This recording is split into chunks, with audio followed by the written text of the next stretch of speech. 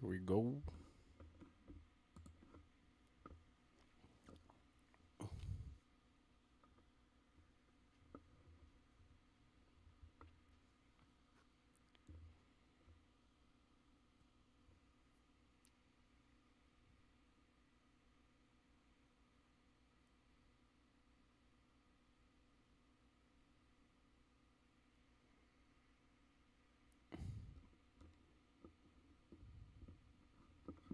All right, what's going on? Mic check, mic check. And we are live. Welcome, my friends, my family, my fellow gamers. Your only friend, these YouTube streets, Puertorock77. And we are live with another disagreement day.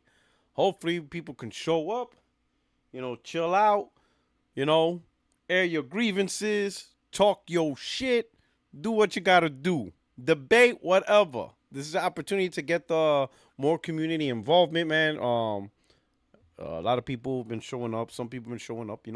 Really appreciate you guys rocking out. I hope you enjoyed this. The link is already on the top, so of course that's the new link to the Discord. You know what to do.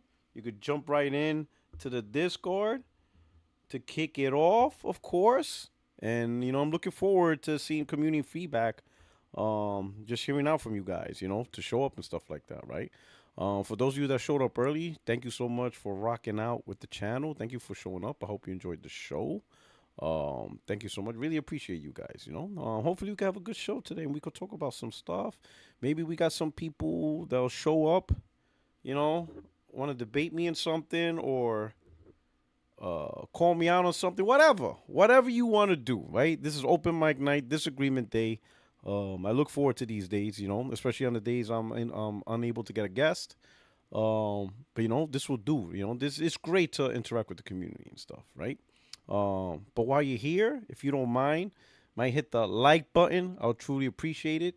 Let me go share this out myself, right? I mean, I did it earlier. Uh, but let me do this. Get this ball rolling. Here we go, right here on Twitter. We are live. We are live. Disagreement Day is here. Disagreement Day is here. Your opportunity. Yeah. Here you go. Your opportunity to get behind the mic. To get behind the mic live. All right, here we go. We do that. Delete everyone. All right, we're gonna do this. Copy. Yeah, we are live. This Green Day is here. Your opportunity to get behind the mic. Come join me live. Yeah, I'm gonna do that. Come join me live. Come join me. Boom. Post that up there. Let me go to Blue Sky so I could share it out there as well. Do it there too.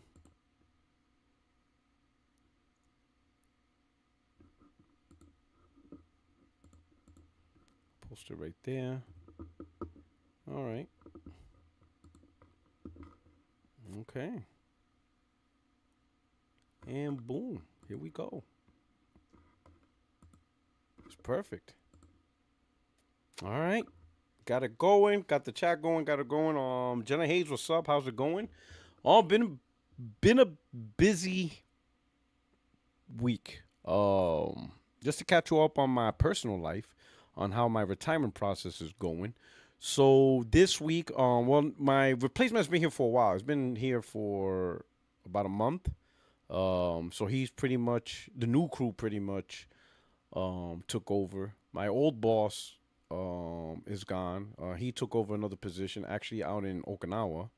Um, my replacement is on deck, so now he's the new chief of the section. All right. And I pretty much am using extra spare time to prepare for retirement. So pretty much this whole week, I've been prepping for my VA, what they call VA disability, veterans disability. Now I know disability is a really strong word, but it's pretty much all the issues that all the issues, sickness, injuries, all the stuff that you go through in the military, right? So the way they works is when you first join the military, you're considered um,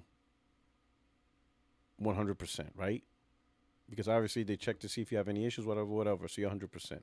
And then throughout your military career, things happen. You twist your ankle, you break your arm, you developed, migraines and stuff like that. Because of constant loud noises, whether it's explosions or vehicles, whatever, you develop like tinnitus. It's just pretty much all the things that now, when you leave the military, you're not the same as when you first entered the military, right? So all of that is compensation, right? But you have to claim that. You have to like report that. You have to let the VA administration know this is exactly all the things that happened to me, and how did that impact your life? Things like that, right? Like one of the biggest things for me is migraines. Like I never had migraines before, but now I get them all the time. Oh, it's miserable. Any of you have migraines? Oh my God, migraines is so miserable. It is absolutely miserable. So my type of migraine is pretty much it doesn't like even I even take medication for it. It just like it doesn't even matter the pain medication I get on. I have to go to sleep. I cannot stay up. Like the lights bother me, noise bothers me, like trying to focus, like even like paying attention bothers me. Like trying to listen to somebody talking, you're trying to understand, that hurts. It's weird, right? Some of you may understand. Um, CBD, I can't take. Well, at least on active duty, I can't take marijuana or any of those substance class door. Maybe after, right? But like focusing hurts. Like it literally translates into physical pain, and it gets to the point where you start throwing up. Like you get exhausted. It is a terrible. It is terrible. Level of pain, and the only thing that can resolve it is just being in a silent room, and you fall asleep, and then you wake up, it's gone, right? But the inconvenience of that is it just happens sporadically. So imagine like a Saturday, you know, or even a work day, and someone says, "I have what is it? I woke up with a migraine." Those are the worst. When you wake up, to picture this, you're gonna go to work, right? And you wake up 5, 6, whatever time, but you have a migraine, but you have to get ready for work. Yeah, it is excruciating. It is excruciating, right? So because that was happened to me so bad, I would wake up, just to give you an idea. Let's say if I have to be at work at 7:30. So normally I could wake up at 6, you know, do my little morning routine, be out the door by 6. In fact, I work at, how far I work away from base, it's like a 15-minute drive. I could get to work in 15 minutes. On a bad day, 25 minutes. So usually, if I have to get to work at 7:30, I'm out the door by 7. I get there 7:15, 7:20, whatever. So, I could wake up like at, 6, I wake up at 6, 6:30, 6:30, 6:45, 6 to 6:45, do my little routine, coffee, little meal, whatever. Then by 7, I'm out the door, maybe 6:50, give or take, whatever.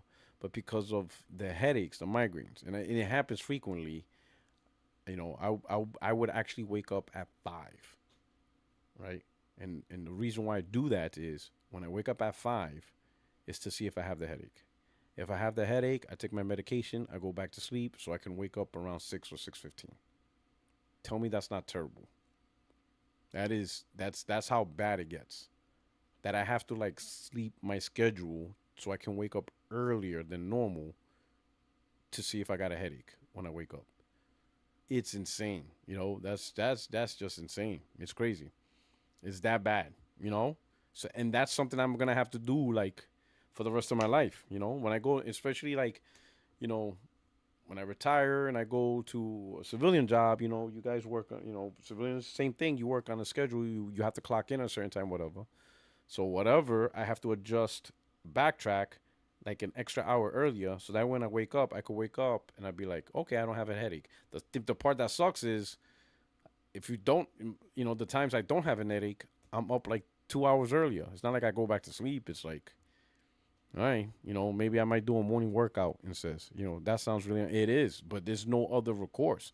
You know, If you work, there's no other recourse. There's nothing you can do. You got to work, right? And how many times can you call out? It's not you could call out all the time.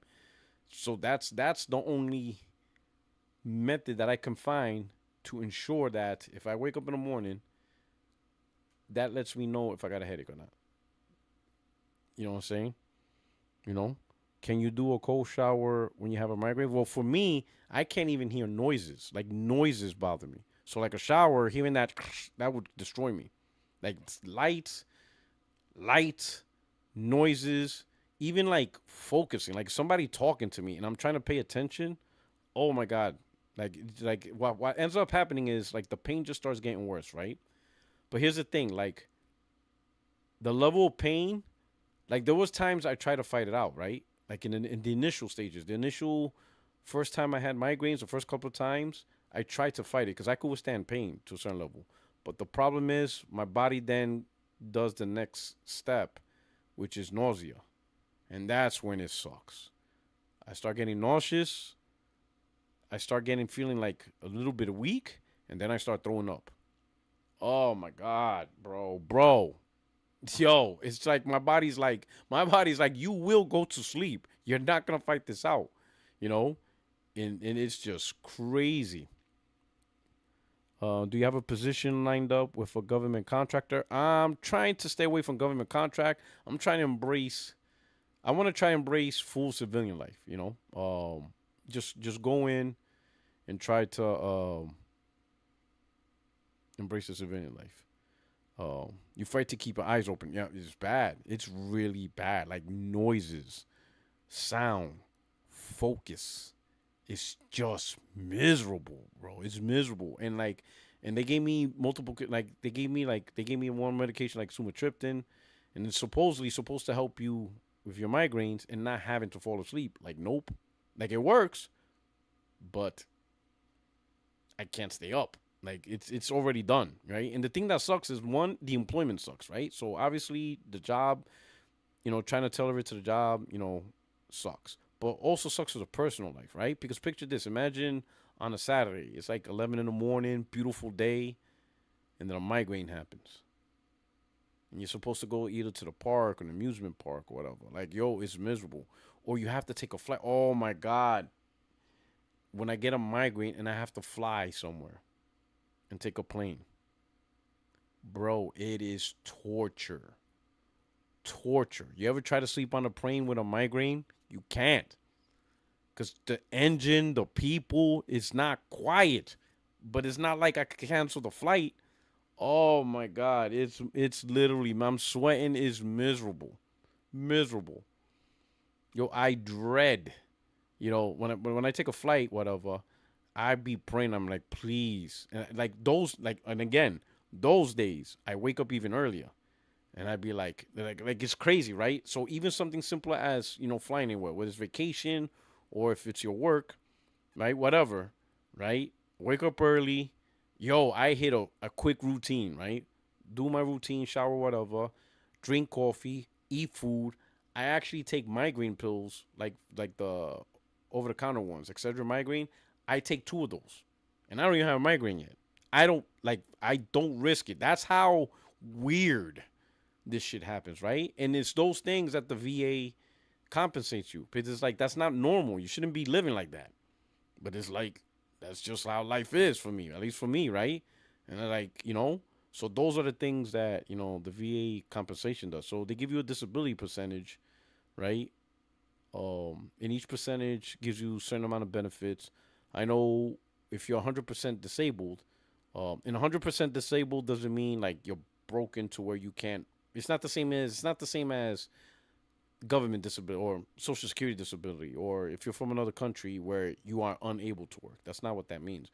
100% disabled is that you went through so many life-changing events that you need to be compensated for. You could still work, you could try to still manage, but you're managing a lot of stuff in your life that there's levels of compensation, right? And I know like 100% VA disability equals, depending on your family situation. Let's say in my situation with me and my wife, it would be like they would give me a tax-free monthly allowance of $4,200. I think it's like $4,200. 90% is like $2,200. So it's financial compensation, stuff like that, that you get, right?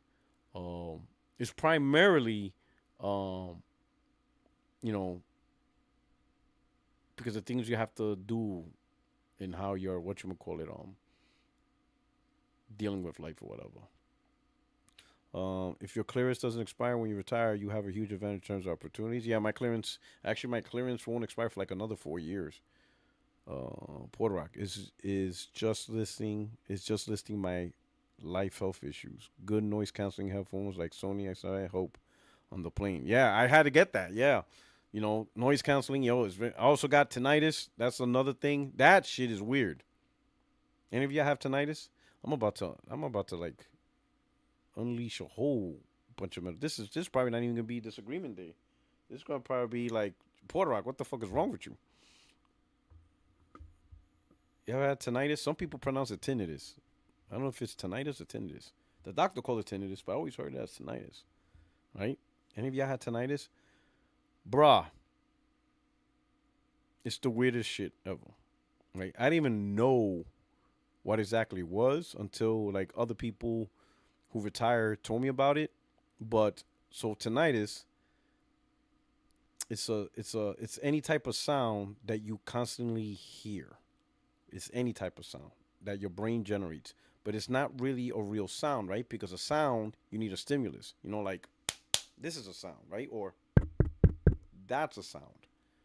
A stimulus. Something needs to produce a wave, right? When you have tinnitus, there's no stimulus, but you still hear something. Now, me, I hear a tone, and they were able to figure out what tone I hear because when I do my audio exam, so they make anybody done an audio exam? So an audio exam, you have 0 decibels, and then you have negative 25 decibels and 25 decibels, right? You're supposed to be within a range of negative 25. Oh no, not even 25. Is it 10? I think it's negative 10. I think it's negative 10, right? Let's say it's negative 10. So negative 10 up to 25, right? So negative 10, you're in negative 10, 0, 25. Frequency range, you're supposed to hear within that range. Some days you hear it better. Now, what that means is, for example, the higher the number, what that means is the louder the sound has to be for you to hear it, right? So if you have 0 decibels, that's like almost perfect. If you have 5 decibels, then the sound has to be 5 decibel loud for you to hear it, 10, whatever. 25 is the limit. You hit the limit. That's like peak at that point. That means that sound has to be really loud for you to hear that specific frequency. On my left and right ear, there's a specific frequency that both hit 25. They're both at the limit of 25. So what they're guessing is the sound I'm hearing for my tinnitus, 25 is where it gets louder than what my brain is producing, and that's why they think that's the tone that I'm hearing. Anything below 25, I can't hear it on the exam because the way I don't know if you guys took an audio exam. What they do is you put on real headsets. You're in a noise treated room, and they just put a sound like in your ear, like do. And if you hear it, you're supposed to hit the button. If you hear the sound, you hit the little button every time. They'll do your left ear, your right ear, go back and forth with different sounds. Well, there's a particular sound that I don't hear until I hit 25 decibels. So what they're saying, and it's on both ears, exact pitch frequency. So they pinpointed saying this is the tone that you're hearing for your tinnitus because you don't hear this sound at 0 decibels, at 5 decibels, at 10 decibels, 15 decibels, 20 decibels, but you hear it at 25. And what they're guessing is the reason why you hear it at 25 is because that's probably how loud this tone has to be to surpass what you hear in your head, right? And my hearing's pretty good because all the other frequencies are within, -5 to up to 10. So it's within nominal range, right? But what it is your brain generates a sound, and it's different for different people, right? For me, it's a tone, right? For other people, it's ringing, and this is what's crazy. For some people with extreme tinnitus, it's voices, and he said, yeah, some people permanent voices, whispers, and that those guys, people who have tinnitus with whispers, they have to have counseling, mental thing, because you're hearing voices, and I was like, oh snap. Imagine tinnitus and you hear voices, whispers all the time, right? Now, here's the crazy part. Like right now, I don't hear it right now because I'm talking. I'm talking right now. If I'm listening to a movie, music, any noise, I don't hear it. I don't hear it at all. Whenever there's a conversation, I'm talking to people, I'm in the car, I'm in the streets. If there's any other noise, it doesn't hear it. When I really hear it is when the room is quiet. When the room is quiet, that's when I hear the tone. When I'm falling asleep at night, I hear the tone. So normally I will have like a fan on, something in the background to like, interrupt it. Um, when I saw the doctor, the specialist tinnitus, his office is a sound treated room, really sound treated. Like you can like the moment like you can tell when you're outside the office in the hallway, right, and then you walk into his office, you could just almost hear the difference because everything's like quiet and compact. It's like really sound treated. Like you can hear everything. Like you can hear your own heartbeat. I was going nuts in that room, right? Because he's asking me all these questions, and I'm like, well, I hear a tone, and then I had to tell him I'm like, doctor, I'm sorry, but I'm going nuts here, because now I'm like, normally I don't hear the tinnitus that bad. I'm telling them I'm hearing it. It's ridiculous how I'm hearing it right now, and I'm telling them I never heard it this loud ever in my life. Like this is really bad. Like what's going on? And then that's when he says, "Yep, you got it."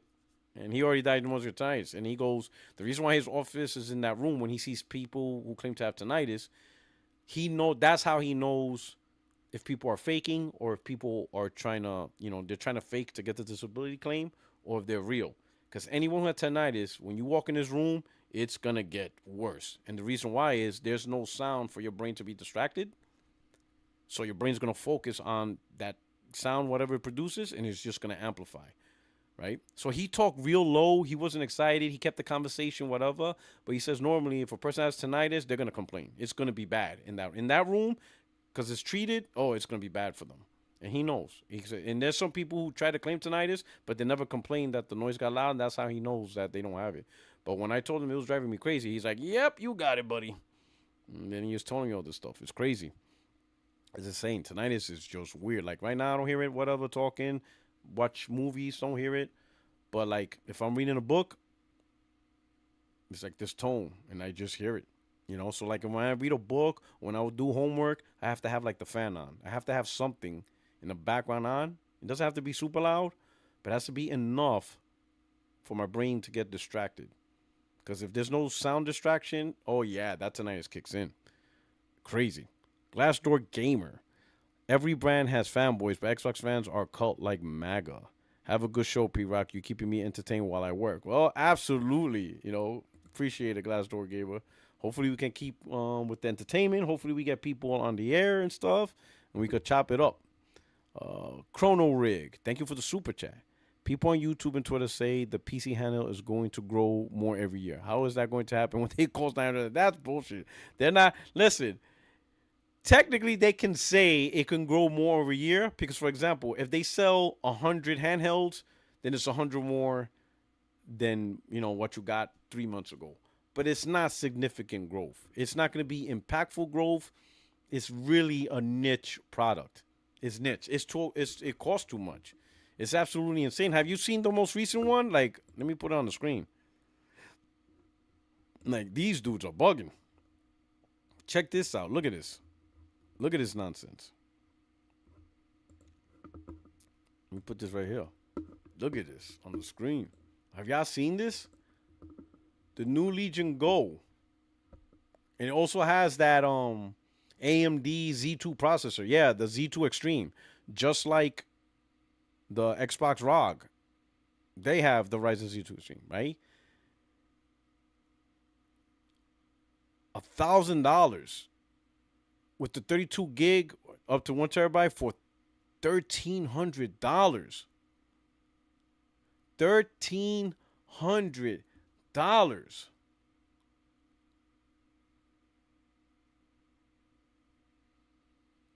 That is insane. That is absolutely wicked. $1,300 for 1080p gaming. I'm not trying to hear that it's a PC, whatever. That costs more than my laptop. Almost twice as much than my laptop.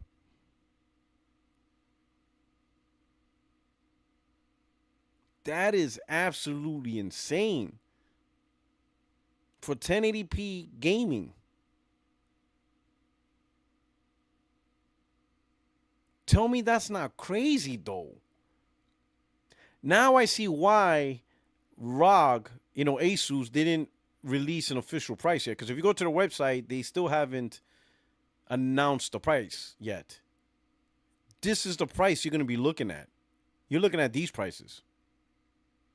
You're looking at these prices. These are the prices of the ROG Ally. It's going to be similar. It ain't going to be like $500, $600. These are the prices, bro. With the Z2 Extreme, I think Asus knew that Lenovo was ready to launch their stuff. So I think they just held back and waited till, Lenovo announces their prices. It's kind of one of those, let the competitor announce their price first, and then when you release yours, it's not that bad. And I think that's what Asus pulled. Because everybody knows when everybody's product is about to come out, whatever, So I think Asus kind of knew that Lenovo is also getting a Ryzen Z2 Extreme. So let's hold out and see if they announce their stuff first. So now we're seeing $1,000, $1,300, Legion Go, and they're like, okay, cool. We can launch ours at $900 and $1,100. It's not that bad, right? It'll make like $900, $1,100 look good because it's cheaper than $1,000 and $1,300. Nah, son, $900 and people complain about the Pro. Yo, don't even try to gaslight me like, oh, but it does Outlook. For that, I'll just get a laptop. I'll get a proper laptop. If you're going to start talking about computing, that it's a computer and does computer stuff, that's what laptops are for.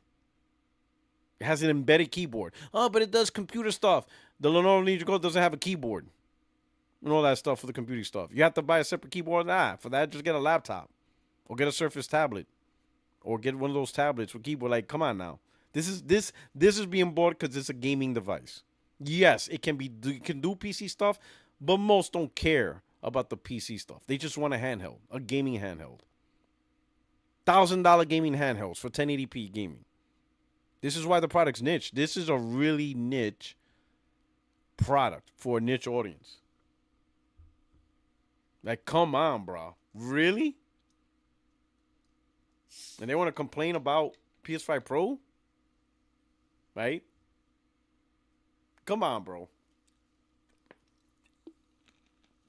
Ain't trying to hear about it's a PC. For that, you got laptops. And guess what? The laptops are better performing than this stuff, than what you will get here. You'll get better performance. You spend $900 on a gaming laptop, you'll get better performance than what you would get from a $1,300 easily. And it's a full functioning, workstation. Since we're going to pull the whole PC thing. Laptops are full functioning, right? Come on now. What are we doing here? This is absolutely ridiculous, right? But, hey, it's for a niche audience.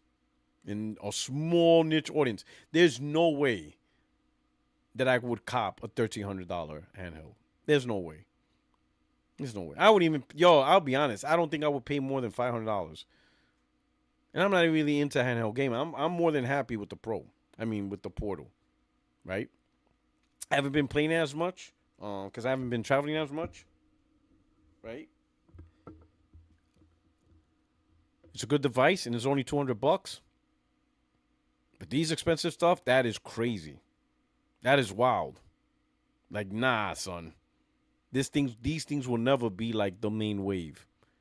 Never be the main wave. These will never be the star of the show. They will never be the main actor.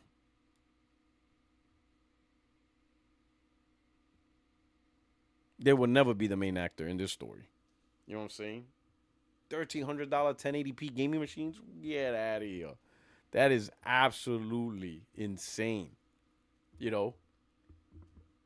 Come on. But watch. Soon, I will say, soon we're going to start. Now we're going to see the Asus ROG Xbox, right? Price. And it's going to be similar. Maybe a little bit cheaper. $900 to $1,200, $1,100. It's going to be, but overall, these handhelds this is crazy. This is absolutely bananas, right?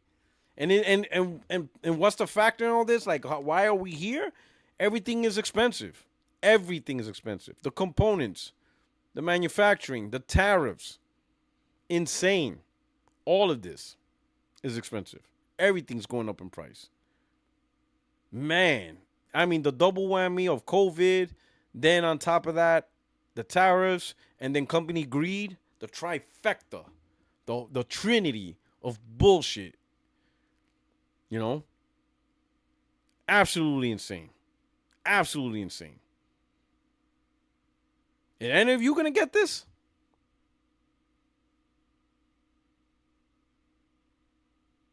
Chaos Theory. Bro, I have 10 terabytes left after downloading 200 games on my PS5. Let me do some super chat. We got Heath, the Heathen Stevens. How much is that next Xbox PC gonna be? You know, listen. So that's a good question, right? There was conversation that would be twice as much as the PS6, right? Now, of course, it could, right? But number one, they're not gonna subsidize their next product, so that's out the door. So you can forget about that. You can forget about that. That's out the door. They're gonna sell that for profit. Now, how much profit margins is gonna be? That's the question. How much are they gonna want to profit? You know, and here's the thing: the less, the less expectations of sales they have, like if they don't have the expectation of their next product selling 50 million, 60 million, 70 million, then that just gives them more confidence to just jack up the price. Like if they're like, in this lifetime, this product might sell 15 million, 20 million. You know what? We dropping this thing's gonna cost $1,000. We're dropping this for 1,000, right? Because if their expectation is not mass market sales, then they're just gonna jack up the price because they're not expecting mass market sales. You know, if they're not trying to have their product reach into the 80 plus million, because then if you're going after 80 plus million, then you have to be price conscious. You have to be a little bit conscious of the price. That's just how it is. You can't be ridiculous with the price if you're expecting, you know, a high volume of sales. But if you're not expecting a high volume of sales, like these handhelds, guaranteed Lenovo's not expecting this handheld to sell 30 million, 40 million. They're not expecting that. That's definitely not expectation. Not at $1,300, $1,000. They're not selling 30, 40 million of this Legion Go. That's not their expectation. There's no way. Because if they try to be like, yeah, we're going to sell 30, 40, 50 million of this is not the price range at all. At all. You know? So expectation of how much you think you can sell versus, you know, the price, you know, the lower your expectation of sales, the higher the price. Interesting. Glassdoor Gamer. Xbox Asus saw that Lenovo price and started licking their lips like, cool. Yeah, I personally, this is just me thinking that that's probably what they waited for. Asus kind of had an idea that Lenovo's also in the game, that they also have a new product. So they're probably like, all right, let's see if Lenovo's willing to announce their price. And then we can announce ours after. You know, Asus can announce their prices sometime after. And they won't look like as big of a deal, right? They might be like, all right, the ROG is 800 or like 700, and the ROG Ally X is 1100. So those prices compared to Lenovo could be like, oh man, it's not too bad compared to Lenovo. Nah, them shits are still bad. $700 handhelds, $1,100 handhelds. Come on, that's ridiculous. It's insane. You know, absolutely wild. You know, absolutely wild. Yeah. So I'm glad you brought up that. You know, it's insane. You know.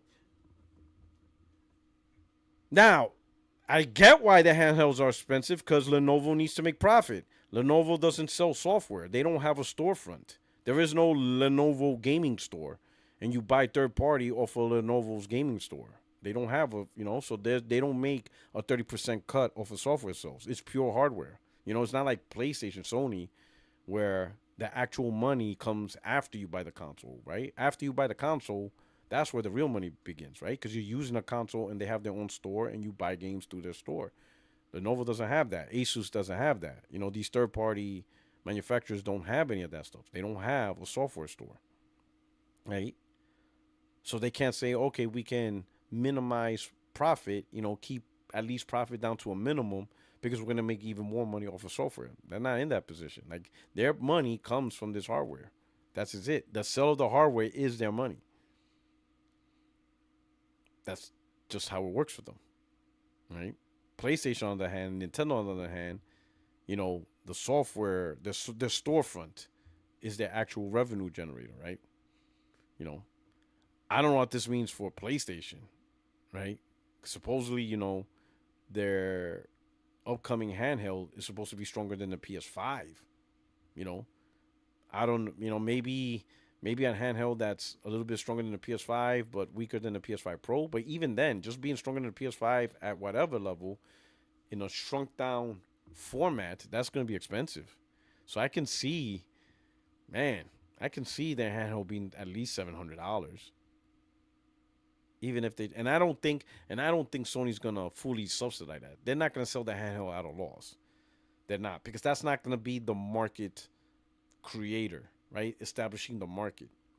It's just really a portable console um, that has access to the store. So they might treat the PlayStation handheld as a niche device also. You know, they may not expect massive sales more than these handhelds, but maybe not like the Switch either. So you could reasonably assume $700 for maybe eight. Wow, I don't know, man. I to be honest, I can't even guess. I don't know. This shit is wild. I never thought I would see $1,300 handhelds. When handhelds used to be $150. $1,300 handheld. That is almost twice the cost of a PS5 Pro. PS5 Pro is 750, so times two is 1,500. Wow, 1,350. That's wild. Can y'all believe that? That's crazy. You know, that's absolutely insane. You know.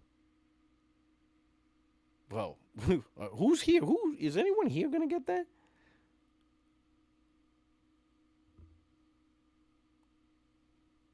$1,300? Y'all balling like that?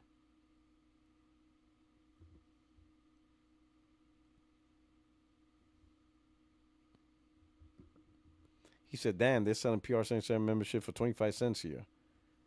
Listen, man, I gotta help the peoples out. I gotta keep things cheap. Life is already hard enough. Listen, I ain't got no corporate shareholders. You know what? Let me talk about something. I ain't got no corporate shareholders to answer to. But YouTube is on some. They're on some.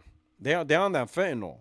Cause I'm constantly getting, because I'm part of the YouTube creators community, right? Qualified, so they give good advice. I'm able, attend some free classes.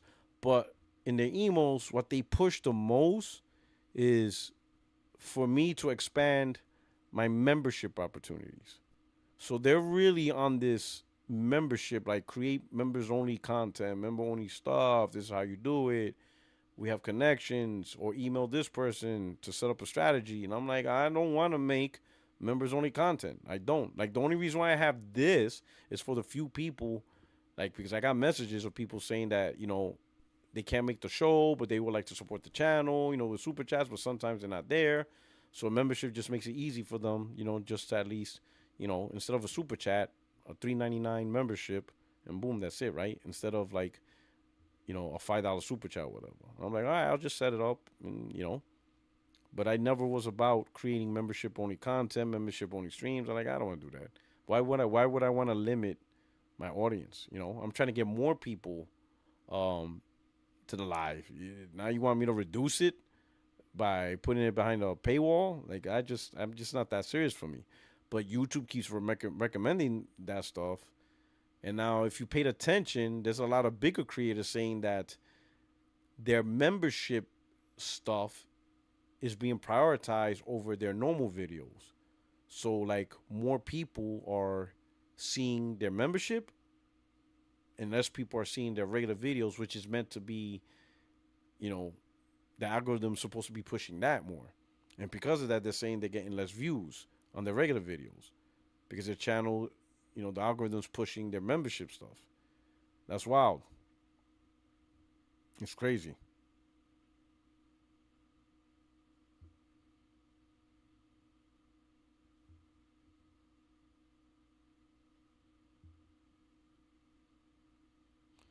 Hit the like button if you're here and enjoying the show. So far nothing in the room and stuff like that. Quick. Let's do this real quick.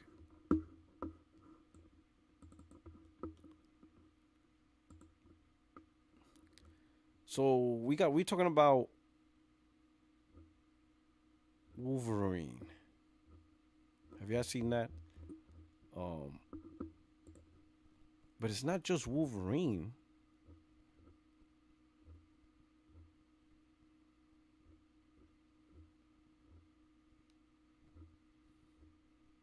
Look at that.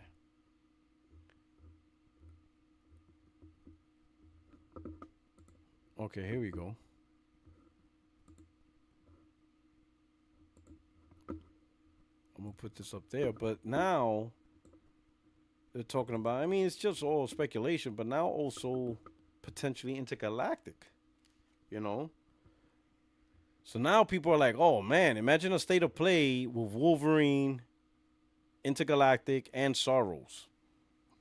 Me personally, that's a proper state of play. I didn't even watch the state of play for James Bond. Did you guys? I mean, I just didn't. I just wasn't excited to watch a state of play for James Bond. I don't know why. Am I the only one? Am I the only one that was like, whatever? How about you guys? I didn't watch. Yeah. I mean, I'm not saying it's bad, but like, state of play of 007. I'm like, I mean, I'll eventually see the game, right, when it comes out. I don't need to see a showcase for a James Bond game. Like, I didn't even bother. When the game, I think it doesn't even come out till next year, right? You can't start a new state of play without baby steps. I know, right? But I wasn't any feeling. But this I could mess with. I could rock with this. I can absolutely rock with this. Right? A state of play. But you're right. Someone said in the chat, oh yeah, Kevin Mack, gotta have gameplay. Give us some good gameplay. Gameplay of Intergalactic with a date. Wolverine, gameplay, and a date. Sorrows, gameplay, and a date. And me personally, no more than, since it's 3 games staggered out, but 6, 8, 9. You know what I'm saying? Don't wait another 2 years for the game to come out. The Ruham says, you hear people, it's a Hitman Claw. It might be. I just wasn't like jumping at the joy. I mean, I'm like, all right, James Bond, cool. But I don't need to see a state of play for that. I'll watch a trailer, whatever. Some people complain that the game didn't look good. At least they noticed issues and stuff like that, right? Some of the replies to that was, oh no, they still got more time to fix it, to polish it up. And I'm thinking, do they? Have we seen developers actually polish their games? And on the day it releases, it's a quality game? Like, is that, yeah, that's normal? I don't think that's a normal thing anymore. Like, is 007 really going to be polished day one? It's not going to need no day one patch or any of that stuff. It's going to be polished and optimized? Yeah? What do you guys think? You think 007 is going to be polished and optimized? Yeah?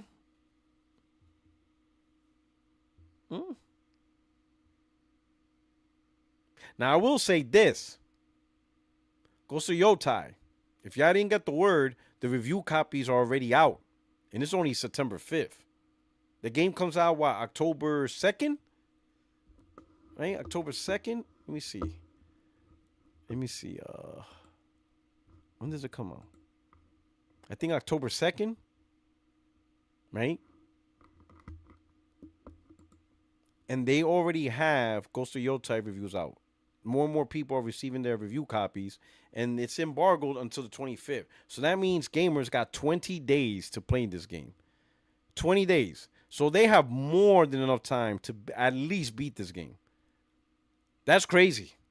You're giving reviewers 20 days, which is how it should be, which is awesome. That means no day one patch is needed. The game, they have confidence that, yeah, this game runs well. It runs well and is ready for review. And they're giving developers 3 weeks with the game. And then on the 25th is when the embargo ends. We're seeing the reviews. A week before the game launches. That's what I like to see. Confidence and quality.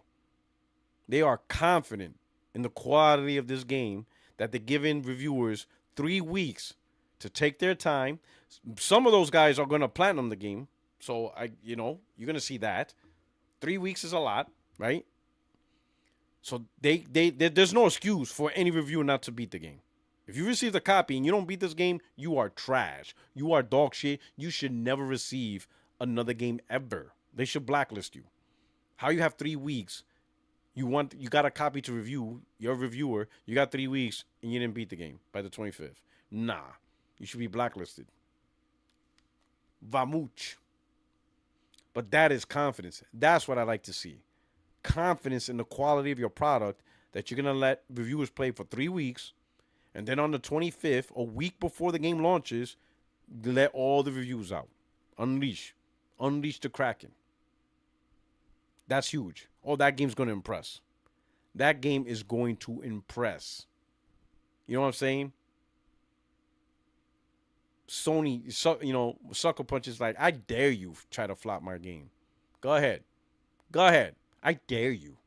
I dare you say this is a bad game. I dare you say this is an unoptimized game. Go ahead. I dare you.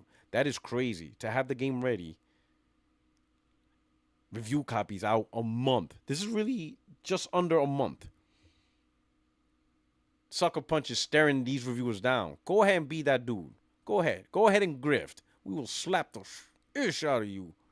I like that energy. I love that energy from Sucker Punch. The confidence in your product. And you're already put in the hands of reviewers a month out.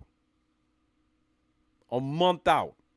And then you tell them, hey, you can even release the review a week before the game even comes out. I don't give a F.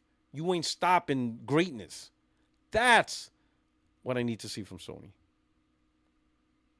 That's that bravado. Ghost of Yotei is going to be top tier. Top tier. Going to have these Xbox cry. Another goatee in the hands of PlayStation. Does Xbox have a goatee contender this year? What's their goatee contender? What they got this year? They talk a lot of trash. They're like, oh, everybody loves Xbox game. Well, what's your game of the year contender? What y'all got? Anybody want to debate your game of the year contender? What y'all got? What's your game of the year contender? What y'all putting up with this year? The year of Xbox. Helldivers 2. Oh my God. Super Wolf. Oh my God.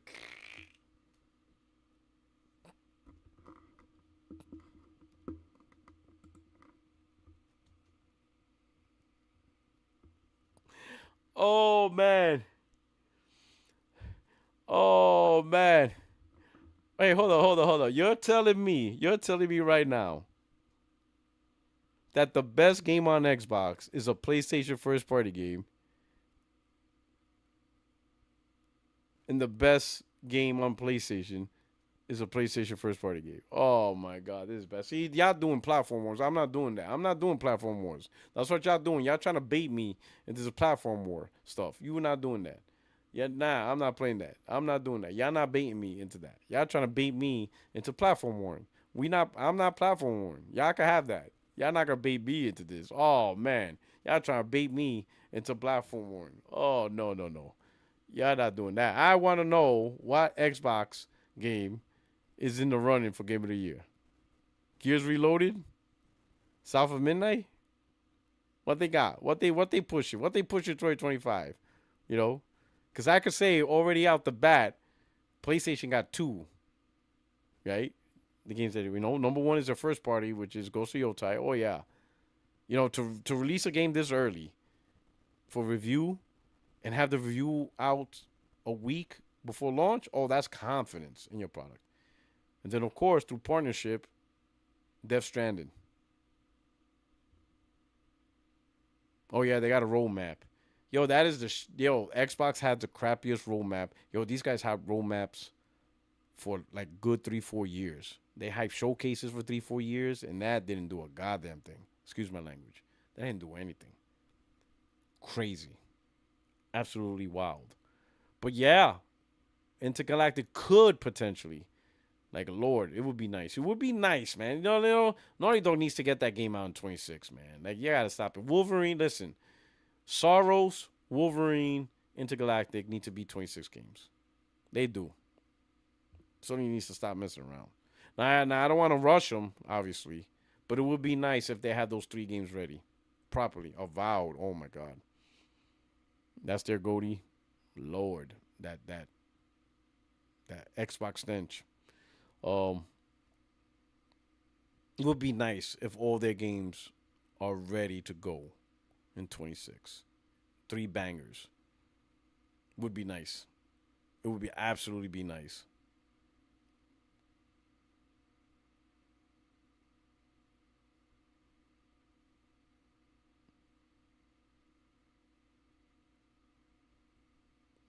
Outer Worlds 2? When is that coming out? October 24th? You know what? Maybe, depending how well they do it, that could be one. They could probably get that one.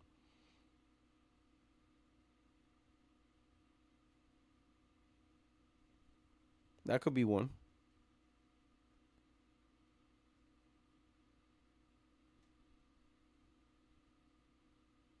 Yo, I see that right? Silk Song. What is the hype behind Silk Song?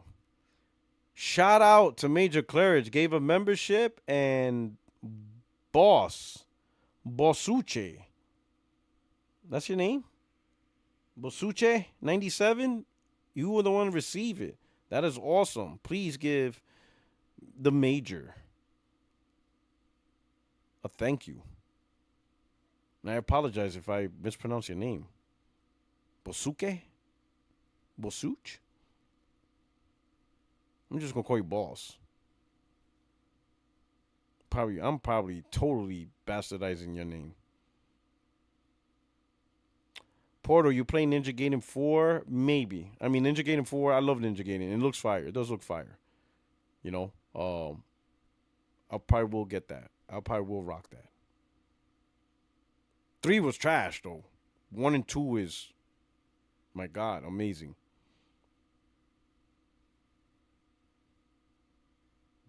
Thank you, Major. You're awesome. When does Clockwork drop? Holy cow, I forgot about that game. I know what you're talking about.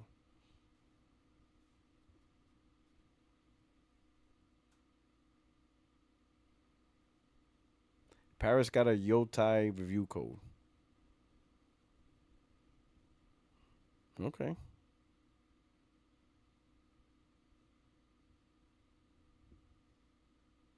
Said Ninja Gaiden 4 looks better than Los Solar though. I mean, well, both games are on PlayStation, so the action fans are eating. Tell you what, Los Solar the combat is God. That's what even pisses me off about how the rollout Los Solar is. Cause man, that combat it just gets better and better. Like if you're a gameplay purist, you'll like Los Solar. You'll love it. God, the gameplay's so good, man. Like it just that's what even pisses me off because it's so fantastic. Oh my God, the combat is amazing. The combat is amazing. It's everything else they dropped the ball on. I know you don't do sports games, but have you heard what's been going on recently bringing college basketball back? I haven't been following that, but I would imagine after the success of college football, I kind of imagine college basketball come back. But who's gonna do it, Brandon? Holiday style. You think it's the EA or is it gonna be 2K taking it over?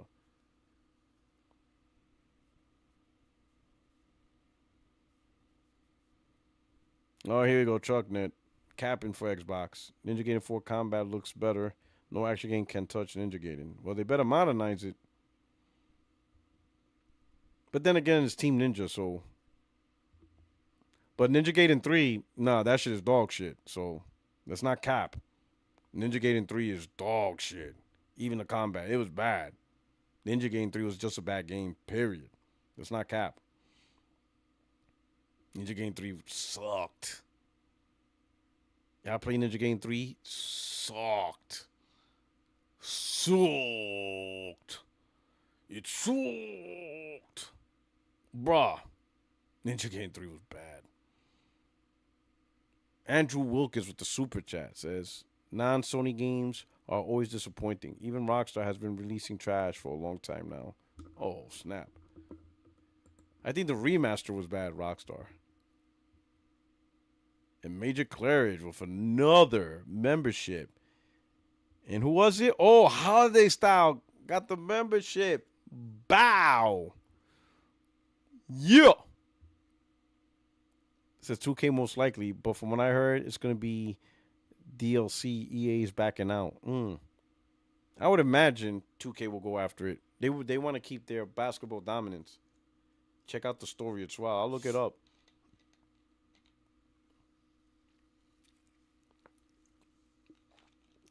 But we'll see what happens. I think at the most we should be seeing something about Wolverine at the least. Wolverine is definitely something that it's about time that we see them cooking up something, right? I'm really looking forward to Wolverine. It's been a while. And I know some people give Insomniac slack because they did announce Wolverine back in 2021. But it's not like they weren't doing anything. So that's why I don't give them heartache. I don't give them the smoke because they announced Wolverine, right? But they gave us Ratchet and Clank Rift Apart. And then they gave us Spider-Man. Like, so after the Wolverine announcement, Rift Apart, or sometime around the same year, Rift Apart, and then 2 years later, they gave us Spider-Man 2. Okay, they gave us games, So, and they're about to give us another game, right? They've been giving us games all year long. They've been giving us games this whole gen. Miles Morales, Rift Apart, Spider-Man 2, and now Wolverine. That's 4 games. So, I'm not going to give them the smoke. And I would imagine the leak, when their code got dropped, their Wolverine code got dropped, and people people had access to it, that probably did a lot of things. Now they're like, oh man, who knows what changes they had to make and stuff like that. Now that they're probably like, oh my god, our shit now. Glassdoor Gamer. P-Rock, I'm noticing these Xbox content creators now slowly creeping on the PlayStation side of things, slowly and sneakily. While you're talking about that Stallion dude, you know, um,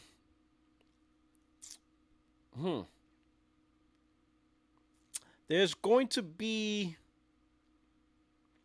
how can I put this? You're going to see a lot more convergence on stuff, right? 2026 for me is going to be an interesting year. Because to me, and y'all heard me say, I still believe, Sony plans to put their first party single player games on Xbox. But I did say we'll see something by December 2026. I always said that. By December 2026, we'll know. We will most definitely know. If Sony's going to do it, it's going to be done by December 2026. They're not going to wait 2 years to implement this plan, or 3 years. They're not. If it's kicking off next year, right? And the only reason why I say December 2026, it'll probably be sooner because they need at least a year to port games, right? If it's if all of 2026 happens and no games go to Xbox, no single player games go to Xbox, then it's not happening. Because I don't see what's the sense in doing it in 27 or 28. If you're gonna do it, you're gonna do it quick, fast, and in a hurry, right? You're not gonna prolong it. You're not gonna wait 2 years, and you don't need 2 years to port games, right? So that's what I'm saying. 2026 is gonna be a significant year, right? Um, it's gonna be interesting. Like I even talk shit about Stallion, right? Saying that Xbox Series X gen is so dog shit that he didn't even do this during the PS4 gen. He pretty much stayed on his Xbox One, One X, whatever, the entire gen and never played PlayStation. But now all of a sudden this gen he's playing PlayStation.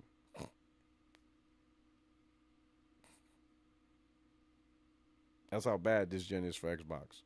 You even got the diehard Xbox guys saying F this trash.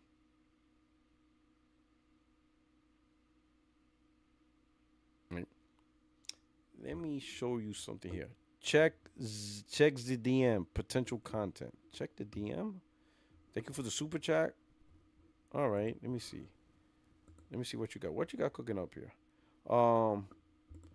Let me do. All right. So we've been here for a little bit. So for those watching, first off, please hit the like button. I'll be truly appreciated. And if you don't mind, would you just spend a minute to share this out? Share this out on Twitter. Share this out on your Blue Sky or whatever your social media app that you prefer. That would be truly appreciated if you can do that. And again, let me remind everyone, for those listening, this is Disagreement Day. So you should see a pinned comment on the chat. If you click that pinned comment, you will see the link to the Discord. I'll give you access to my Discord, and then you can jump into the waiting room. From the waiting room, I will pull you down into the live, and we could chop it up on whatever.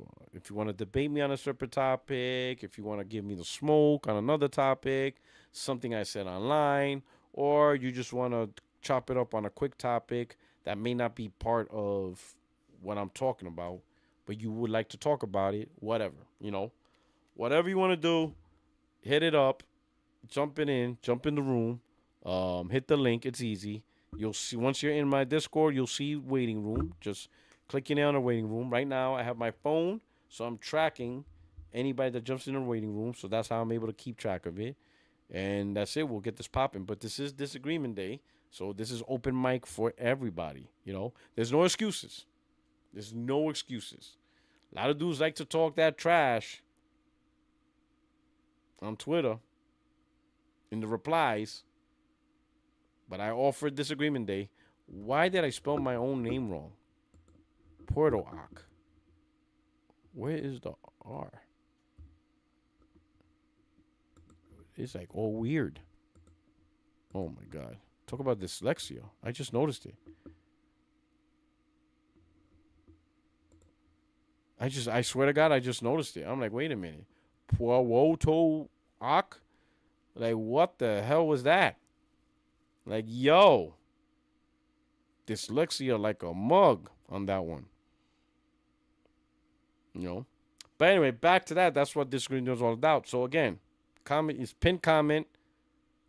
Click on the Discord link. You'll gain access. If anybody has trouble, let me know. But not without talking about tinnitus. But it's the opportunity to jump in, boom, and do your thing. No excuses. If you like to talk trash in the replies on Twitter, this is your opportunity. And also share that out. Let people know, like, yo, Puertorock said none of y'all could give him the smoke. Y'all not good enough. Talk your trash, too. Talk your trash. Talk shit. See who bites the bait. Share this out. Show them the link to the Discord. Copy and paste the link to the Discord. Tell them, yo, Puertorock said y'all can't give him the smoke. Y'all too scared. Tell them their hands too short to box with God. Oh, man. Okay, but anyway, so just thought I'd mention that. Let's see, here we go. Why is the topic our Xbox fanboy? Why are Xbox fanboys so dumb? I'm gonna show you why. Let me explain this. Let me show you this. Oh, we got one. All right, hold on. I see you, Jimmy. I see you. We got Leo, Jimmy. All right, give me a minute. Let me drop you in. All right, Leo, and we drop you in. Mic check, mic check. Yo, yo. Yo, yo. You good? Yo, you hear me? Yeah, we hear you. We hear you. Yeah, man. I What's say I up? come in here and start some trouble, man. Go ahead. This is what it's all about. You know what I'm saying? It's Friday. Yeah. We got nothing to do. Yeah. We gonna get you high. Yeah, man. What's up? What's up? I got a slight disagreement, man. I can't believe it. Do it. Do it. Do it.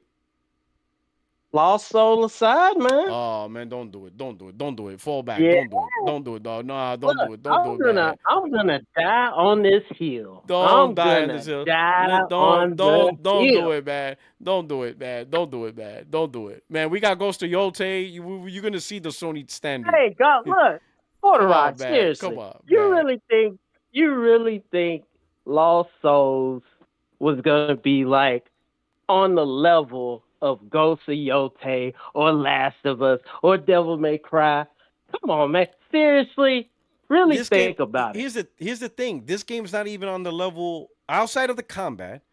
Everything else is not even average. That's what really pissed me off. It's less than average. I'm not saying that I'm pissed off because it's average. I'm saying because it's sub-average.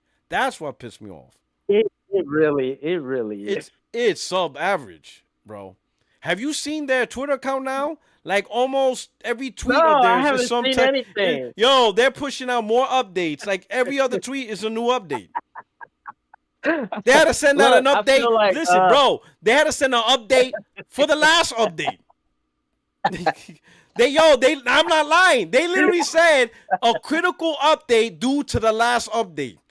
Yo, that shit is wild, bro. Yo, how you emergency patching patches? I'm not lying. Yo, people think I'm mad because they're not on the level Naughty Dog. Like, bro, it's not even like the game 7.5. Not even that. That's why I'm pissed off. This is like this game's like a 6. That's why I'm That's why I'm pissed off. Look, I'm dying on the hill. I specialize in the action games, okay? Now, I was real bored one time, right? And I bought this werewolf game. I just bought it. I think I know what you're talking about. Fun. I know what you're talking about. That game was so trash, but I liked it. It didn't make sense. It's the same thing with Lost Soul. And then I thought about it. I'm like, man, this game is horrible. But, I see the potential. I understand what Sony was doing, man. They probably trying to cultivate this guy. They see this one guy working on this damn game. He's all over the place. He's got ideas for days. I want him to do this. I want this. I love Final Fantasy. I love Devil May Cry. Let me get all this shit in here. Blah, blah, blah. Sony sees this guy and they're like, hey, this guy's got some potential. Let's take him under our wing. Let's clean him up a bit. We probably already know this game ain't going to do what it's supposed to do. It's not that type of game. This is more like a teaching or a training session. And maybe the next time, if he even gets it next time, but maybe the next time, I like how you said if he gets it next time. Now hear me out. I like your thought process. A training moment. Okay. Nobody think. Look, I was over my nephew's house the other day, and he was playing. He never played Last of Us, and he's playing the second one before the first one. And I'm like, what the fuck he doing? But whatever. Yo, I'm watching him play it. You're telling your nephew who raised you. I know. Like, who raised? Why are you playing the second one? You do realize there's a number 2 in front of the game, right? You notice that, nephew. There's a 2 there. That means there's a 1. You don't think you want to play 1 first? The updated one. He can play the updated first one now. He can play the one that's been remastered. But anyway, he's So he playing the spoiled the second game. one. He spoiled the first game then. Like, he spoiled it for himself. Yeah, he He spoiled it. already saw the first part. You ruined the four. But You ruined the whatever. best part. The best part of the game. You ruined it. Right. So look.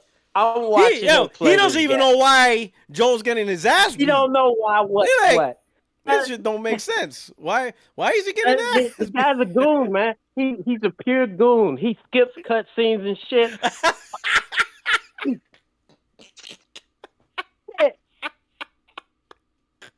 He's like, what, man? What? I'm trying to get back to the game. Like, you just skipped the whole damn cutscene. You know what? Give me your PlayStation. Go play on Xbox. Man. Get your, he's a maniac. He said, you stay your ass on Xbox. Don't you ever touch this console again.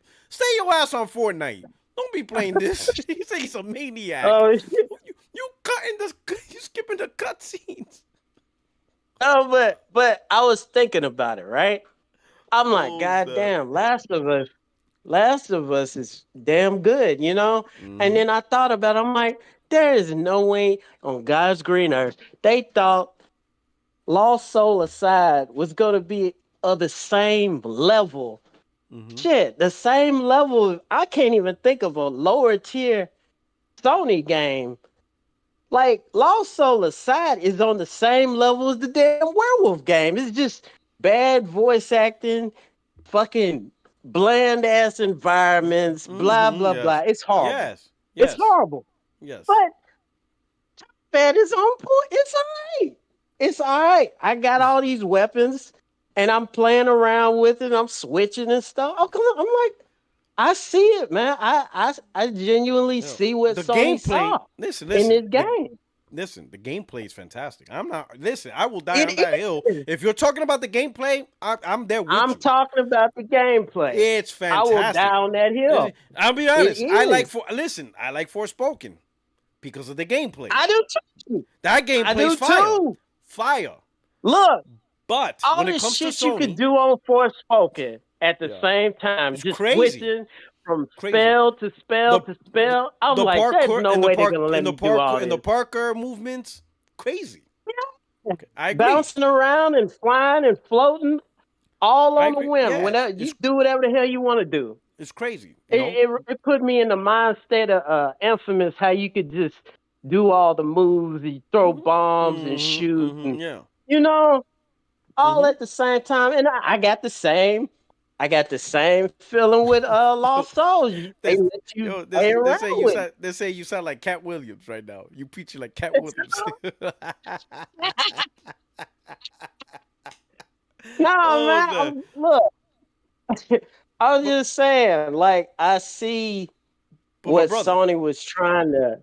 I think they trying to cultivate this guy. Okay. You know, it was only one dude making the damn game, and they put a little team behind him or whatever, and he came out with this game, and you know, I don't think they expected it to do like numbers, you know, 1 million or 2 million, you know, get a little cult following and shit. The way it looks, it could probably pass as an anime, and they could probably bring an anime out of it. Probably. Now let me ask you this. That's what I really think. Just like you said, they try to cultivate, which I agree. My beef is I don't think they did a good enough job. Because to me, there's certain big decisions. I'm talking big, man. You could talk about little decisions, but to me, big decisions that Sony should have stepped in and be like you said, this guy's by himself. He's trying to do this thing, right? Sony should have stepped in and be like, hey, we're going to make this game. Hey, first step, don't worry about the PC version. To me, that is a huge decision. And they should tell them, listen, this is going to be your first big game. Multi-plat development is tough. Trust us. Yeah. It takes years of experience, which you don't have. You don't have the resources. Your team's not big enough. Especially PC, where there's a lot of stuff you got to worry about. We're going to put that on the side table. Right now, you're going to focus on PlayStation. We're going to give you all the tools on PlayStation, right? Certain keys is the graphical quality, the performance. You got to get it right. You got to get those things right. They will hurt you, especially for an action game. If you're not on that, if your joint is not on that FPS right, you're gonna get hit. So we're gonna make sure we're gonna focus on just the PlayStation 5 and the PS5 Pro. We're gonna get them enhancements right. We're gonna help you get them graphic. We're gonna get you to the best graphical fidelity level that you can. Make the world sharp. You know, we're gonna get all those factors in, right? Once the game is done and launch, a quality game, and again, it doesn't have to be on the level. Like look at Returnal. Returnal definitely was not on the level of like The Last of Us. Yeah, But Returnal, it did reach a certain level of quality that people can saw and respect in its own right. You see what I'm saying? Because remember, Housemarque was a small studio, and all they did was indie top down shit. That was their first, big budget game, and they knocked it out the park. They did a good job. That's all I'm saying. You don't have to be on the level. It takes years to get on the level of a Naughty Dog, a Sucker Punch, Gorilla. Hell, even Gorilla had to go through its licks. Because them shits were trash. Killzone, the Gorilla wasn't always Gorilla. Gorilla has some. You ain't gotta tell me. They got some trash in their record, right? But Sony be like, listen, your gameplay's fantastic. We're gonna make sure you get the graphics right, the gameplay, the FPS, the performance, the optimizations. You got to release a good optimized games, and you can do that as long as you just focus on PlayStation 5. Once you get that right and we get this out the door, then we'll jump back, and now you can take that build, that's quality, put it on PC. Take your time. We got you. This is lessons learned. We need to teach you. Start little. Start slow. This is the whole thing. I think Sony should have done that. This is the whole thing. Sony has a problem of jumping into too many things at once. Sometimes, not all the time. They did real good with the PS4. They kind of focused PS4 and maybe started VR a little bit. So they didn't have to really jump around. They didn't have and PC. Bounce around. They didn't do a lot of handheld. I agree. They're doing a lot now. They have a lot. There's a lot of planning. There's a lot of shit that they're doing. Yeah. I agree. But what I'm saying, the Lost Soul shit. Returnal, they already had their ties with Sony. They'd already made Sony some games at first. They already had the ties, and Sony was like, okay, we already cultivated this guy. So when Returnal came out, they already knew the possibilities, or they already gave them their chant. This guy ain't made nothing. From what I know, this is like his very first game. And think about it. On his first go, he's doing a multiplat. Even the well-known. No, I say and even the well-known studios didn't do that. Not even Kojima did that. He still didn't do that. That's what I'm saying. Kojima started on the damn PlayStation. Yeah, but like take Death Stranding. He didn't make that a day one multiplat. He said, "Let me focus on one so I could get this game right." And he's a master. And that's what I'm saying. Why would you take this studio that's small, brand new, and already throw them in the fire? We're like, oh yeah, make games on PC and PlayStation and PS5 Pro at the same time on your first go around. See, this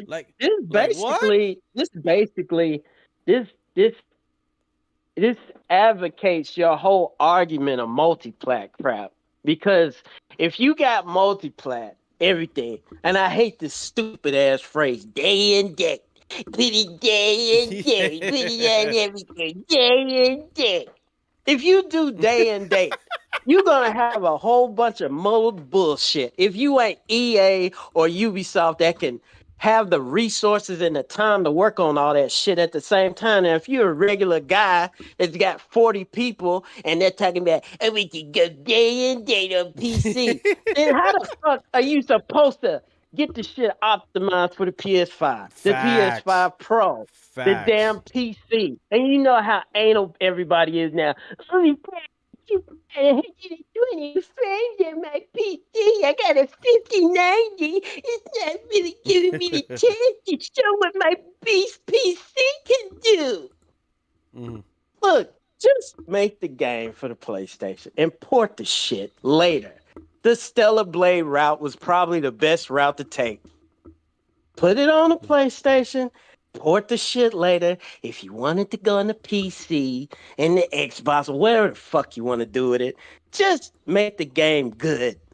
Exactly. That's the first Solid. priority. You make a great game, trust me, people are gonna buy it. Even if it's not on their platform day and date. You think PC gamers not gonna buy Grand Theft Auto 6 simply because it's not day and date? Shit.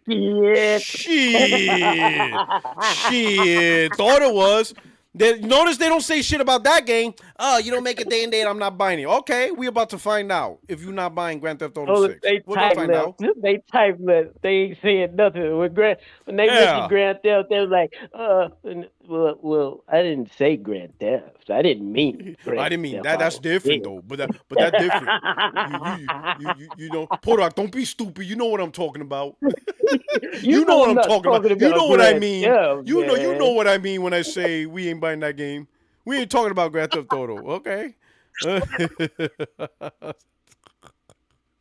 Oh shit! But I'm just saying, Lost Souls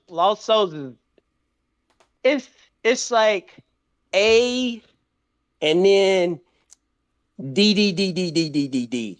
Like you got a real spike with the combat, like A. D. That's what I'm saying. That's it's like a report card. You got an A+ in math, but then you got a D in math. Like the hardest course. Like you got a A+ in calculus, but a D in every other class. Like, bro, you even got a D in gym. D in English. Like, what the hell? You got a D in gym. Like, what is wrong with you? You got a D in everything. Yeah, you're just gonna be financed. That's it. That's all you could do. You know, like shit. Look, I only know how to do math equations. That's it. I don't even know how to read and write. Oh my God, it was crazy, bro. But you hit it right. It's an A+ in combat, and then everything's a D. D. Not even like a C+. I would have been happy with C+. That motherfucker's a D. Yeah. Like, man, you know what I'm saying? But you made a point. Like, I don't think Sony's gonna give this developer another chance. He's gonna have to find Tencent. You know who would I like to see him go to? I personally would like to see him go to Capcom. I think Capcom. Oh yeah, Capcom. Because the combat, he has that down packed. Capcom can cultivate everything else. They can get everything else right. Yeah. For him, they can help him out with everything else. But is this his game, or did Sony take over this IP and say it's our game now? You know how they usually do. I know what you mean. I don't know. Is this still his game? I don't know. I don't know if or it's a second Sony party. game? Like, yeah, that's a good question. I don't know if they bought the rights to the game, so it's a PlayStation, Sony owned IP. Because that's what they used to do. They used to say, "Hey, make this game for us, and that's our game." But that shit's our shit. They debo that shit. Yeah. Like, they did that pimp shit. Like, you could go make another game on another platform, but this shit's staying right here. That's why PlayStation got Heavenly Sword, which was that was a Ninja Theory game. Ninja Theory, that Heavenly Sword, right? Heavenly Sword. That's Ninja Theory. Yeah. Sony's like, nah, that's our shit. You could work for Microsoft, but you ain't taking Heavenly Sword with you. It's like, we put up blood, sweat, and tears. Yeah, that's fine. You can do it again somewhere else. That's wild. You gotta make this shit somewhere else. That's wild. So, I wish the studio best. I would like to see him go to Capcom. I think if he goes to Capcom, he would do great there. Especially if they let him handle Devil May Cry. If they let him handle Devil May Cry, that combat's gonna be fire. Oh, dude, man, he has great vision. He has great vision for combat. I was so obsessed with Devil May Cry at one point. I even thought of a concept for 6 if it ever came out with one.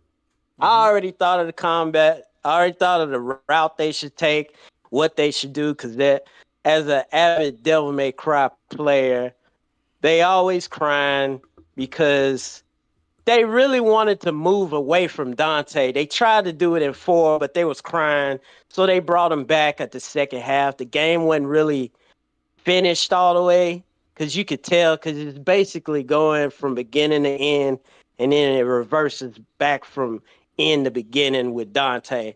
So You going all the way up with Nero, and then you going back down with Dante.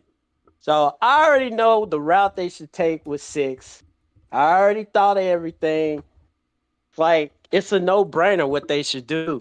They could give everybody a break from Dante, give everybody a break from Nero, give everybody a break from Virgil, and just tell the fucking story of Sparta. That's it. Tell the story of Sparta. Sparta's supposed to be the legendary Dark Knight. Fucking make him like Michael Jordan, the greatest of all time. Give him all Dante's moves, give him all Virgil's moves, give him all their weapons, have them fight all the fucking bosses they already bought. Every time you run into somebody, they say, he's Sparta's son.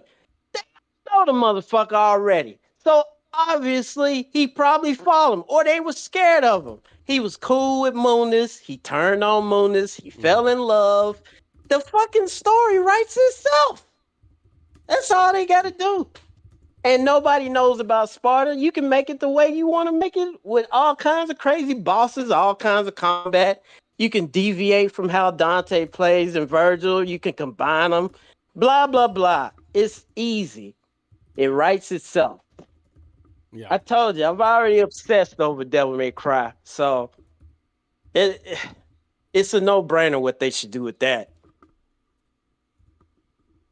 Mm-hmm. Yeah, I agree with that. Yeah, I can feel that, man. So we'll see, man. We'll get. I guess what we could do is wish to do luck at this point. You know. This Thank poor God. guy, Thank man. God. It's Thank like, God. The gameplay is fire. The gameplay is fire. God damn, I do. I love the gameplay. The gameplay is fire. I'm enjoying it, man. I'm doing all these combos. I even gave advice on Twitter. I'm not a total asshole. I even told people like, bro, go to the what's that shit called? No, Where you get to man, practice. You was talking, Listen, man, shit. I but was it's like, true. man, nah, But I gotta listen, down this listen, bro. hill. Listen, if you want to stay at that king shit level, you got to critique the games. You can't listen. We can't do what these Xbox gamers do, like Oh, accept look, if it was mediocrity across the Xbox, board. We if can't it do was that. Xbox, they would have been like, this Goldie, man. This You know, is the see, game of the we year. can't This be doing it. game You of know, the yeah, century, but dude. we can't damage control. Like we gotta let Sony know, like, hey, Sony, like, what you doing? Like Dude, cut it out, bro. I'm diehard. Like, I'm cut it out. diehard PlayStation, but I can't even, I can't defend this No, game, man. All like I the can do gameplay, yeah. is like Like, sidestep you know, everything but the combat. we could do. Listen, the combat, thank God, and you know what? That's like the main point of the game, right? The combat. So at least he got that right, man. Like, if you're a He gameplay got that purist, right, you'll be man. fine. Yeah, if you're a gameplay purist, you don't care about story. You know, like your nephew. If you're a maniac for just gameplay, you'll be fine. You skip the cutscenes. You ain't trying to hear. You're trying to see none of that shit. You're a straight maniac. You're just trying to get in the game as fast as possible. You'll love the game because the gameplay is crazy. It was so bad. I thought it was an accident. I thought he skipped the damn cutscene on Oh, the first accident. time? I'm like, what the You're like, all right. are you doing? Yeah, the first time, the second time, and the third time. Oh, this is habitual. I'm like, you don't He's even know habitual. what's going on. You retard. You weirdo. Like, what's wrong with you? He said, this is habitual. You sure? Oh, it's like he's your brother or your sister's son. This is my brother's Your brother. kid. You went to your bro. You And sure you what's didn't? You crazy, like, bro? You sure you didn't adopt him? You sure he yours? You check the DNA. What's crazy is you need to get that DNA check. This kid's a maniac. What's crazy is he's trying to play all the games I used to play and all these supposedly hard games like Ninja Gaiden and what else did he say he played? He played Bloodborne and he was crying about how hard it was. And I was like, bro. I'm like, get in there, man. Stop being a little woman. That's what get in there. That's what you get. That's what you get for spending all them hours on Fortnite. Cut that shit out. Oh yeah, he loves Fortnite. Oh my god. I'm like, now you playing a man's game. Pick up your britches, okay, and get in there. And don't leave until you beat this stupid monster. Don't leave until you beat this monster. Damn it. Yo. Yeah, that's it. Well, that's cool though. It's cool that you'd be like, listen, We gotta open up your aperture. You know, you gotta experience some Mm-hmm. challenge. Can't be playing these Yeah. cartoony purple. I call them purple games. All these purple looking games everywhere. I mean, if you don't fight a real boss every now and then, you're not gonna appreciate nothing that's hard. You're not gonna appreciate somebody that just makes you sit up in your seat and like, okay, it's time to stop playing now. Yeah, It's time to focus now. yeah. Everything can't be easy, man. You need these hard games. You need to get Mm-hmm. these hard trophies or Mm, whatever. You know? mm. I don't know. All right, that's cool, brother. All right, all right. Here we go. All right. Let me see the super chat. Mm, Major Clary, you sent another super chat. Wow, that's awesome. Really appreciate it. Whoever got that one, please send the major a thank you and stuff like that. I truly appreciate it. Stuff like that. All right, my brother, man. I really appreciate you stopping by. Yeah, man, I just had to down that hill real Okay. quick, Okay. man. Lost Hey, Soul. listen, Game of combat, the I'm year, there with man. you. On the A plus, I'm there with you. But the D's, you on your own. I'm not defending them Yeah, D's. Like, nah. I can't, You know, I can't, my I kid come can't home with defend the D's. D's, man. Nah. I can't defend the Like, D's. nah. Them D's. Nah. This ain't football. It ain't defense. Nah. D ain't defense in this shit.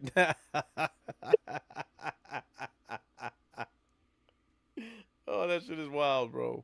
All right, my brother, man. Thank you All so much, man. right, I'll get at you. All right.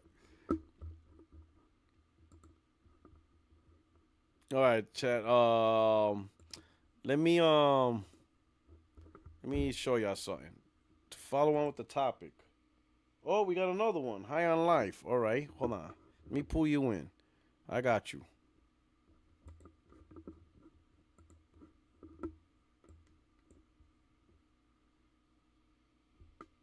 Mic check, mic check. High on life. You can hear me? Oh, absolutely. Nice. What's going on? Oh, nothing much. Just another Friday night. I know a lot of people are probably out and about watching NFL season starting. Oh, that's right. The Chargers played today, right? Yeah.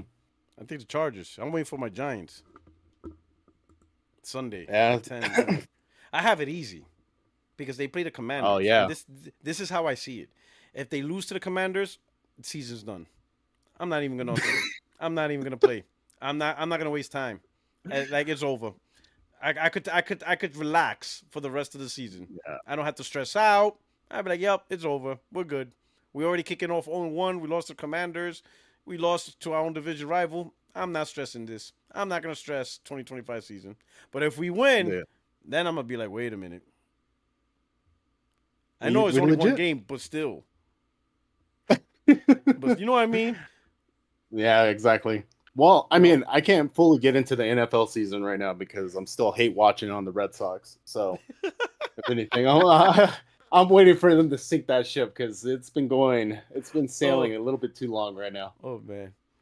Oh man. Yeah, so what's I got a going lot on? of players that I don't like on that team. Who's your team again? Red Sox. Red Sox. Oh, your team's a Red Sox. Okay, that's right. So, Yeah, man, our but I'm hate division's watching stuff. our division's tight, man. Like God, Yeah. Toronto Yankees and Red Sox. I'm like, we're killing each other. And in fact, Yankees Dude, play a 3-game series with Toronto. Well, the thing that kind of frustrated me is that we had that 4-game set against the Yankees just like a week or two ago, And we lost. and I was telling my brother because my brother's a huge Yankee fan. I was like, dude, Yeah. what the fuck? What's wrong with your team? Why can't they win? I don't know what the yeah, it's crazy, bro. It's wild.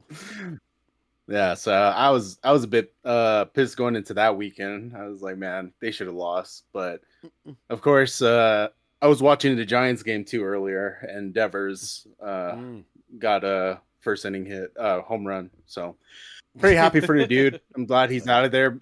Seriously though, I mean, like obviously it sucks that your homegrown player is off to another team, but Yeah, I and think then they he do needed great. that change of environment. Yeah, so I'm really happy that he's doing well. I legit love those 3 players that are now on the West Coast. So Xander Bogaerts, Mookie Betts, and then now Rafael Devers. I know So. Mookie Betts is loving it being on the Dodgers. Oh, absolutely, man. That dude was made for Hollywood. God, yeah. But yeah, I mean, other than that, it's been a while since I've visited your Discord, and I saw the PS Vita Stardew Valley workaround. So I'm charging up my Vita right now to see if I can claim that game and get it going on that. But you still playing your see Vita? if it actually works. Yeah, dude. I actually went down to visit my brother a few weeks ago, and I ended up going to this used game shop, and I picked up another couple of Vita games that were actually imported from Japan. So like I think it was Dragon Quest, and I'm forgetting the other one off the top of my head. I might actually have it. I think it's called Chaos Kings or Chaos Rings 3. So there's a lot of games that I'm still trying to pick up and still trying to play. And it kind of sucks for me because I can't fully get through one game before picking up another, and then I just move on. So it's a bit cumbersome, but obviously when it comes to the PlayStation Studio games, I usually just drop everything and get through that as quickly as possible because I don't want to listen to any spoilers. But yeah, that's pretty much it. And then of course I heard the whole conversation. Gotta say, justice for Japan Studio. I don't fully agree with M there. I really think that we needed something like that to deliver some AA size games just to you don't like help you with like the his downtime. you don't like his Gravity Rush. His Gravity Rush. Nah, man, I love that series. He's like I'm glad. I was like, fuck that. I started like going at him in chat. I was like, fuck, if we had him in charge of deciding the games, god damn, it'd be just oh man. He said, I'm glad it's gone. It'd be a I'm tragedy. glad that studio. He's like, I'm glad that studio disappeared. No one wants that trash. this dude. No one wants Expedition 33. Oh man. That's so funny. But it was hilarious, just that little back and forth. But yeah, man, I just keep thinking back to like all the things that could have gone right for this company over the last couple of years, especially like even the live service thing. I was coming back to that topic a few days ago. I was talking to one of my friends about it, and to me, I was like, I don't know if you've heard of Honkai Star Rail or if you played it. Yes, I have. I haven't played it, but I heard of it. It's pretty big. It's really big. Yeah, it's a huge gacha game. But they recently had a collaboration to bring some of the Fate characters over, and the Fate Grand Order or something like that. I think it's like a mobile game, the Fate right? IP. So so you have your sabers, your archers coming over, but I think the thing that like really highlighted the point that I was trying to make a few weeks ago is like that IP. They licensed that for their mobile game, Fate Grand Order, and it bothers me so much that they didn't just take that game, make a Honkai Star Rail like version of it, put it on PS5 and PC only, because obviously you don't want to double dip into that Fate Grand Order that's already on mobile. And there's like legitimately that would be a huge money maker for them. I'm sure a lot of people probably put in quite a bit for that collaboration that happened a few weeks ago, but that one really bothered me. I was like, man, I just don't understand how you don't take that license and go and make a PS5 version of it, because there's just so much that could be made with that license outside of Japan. But the other thing that came up, obviously, I don't know if you know of Smite, the mobile game. I know. It's like a third person. That came out like a while ago. That's a pretty. So now they have Smite 2. I think it's like in its beta phase or alpha phase. And obviously they've gone, like that company has gone through a lot of downturn and a lot of firings over the last couple of years. I think it's been like the last 2 years. They actually came out with games like Paladins, Rogue Company. But even that, it's like, with how they were doing financially over the last like year and a half. I mean, you could have just easily came in and scooped up them, and there you go. You got your live service game, and it's already on Xbox, PC, PlayStation. But you know, most of that audience or most of those players, at least from what I've seen, it comes from the console base.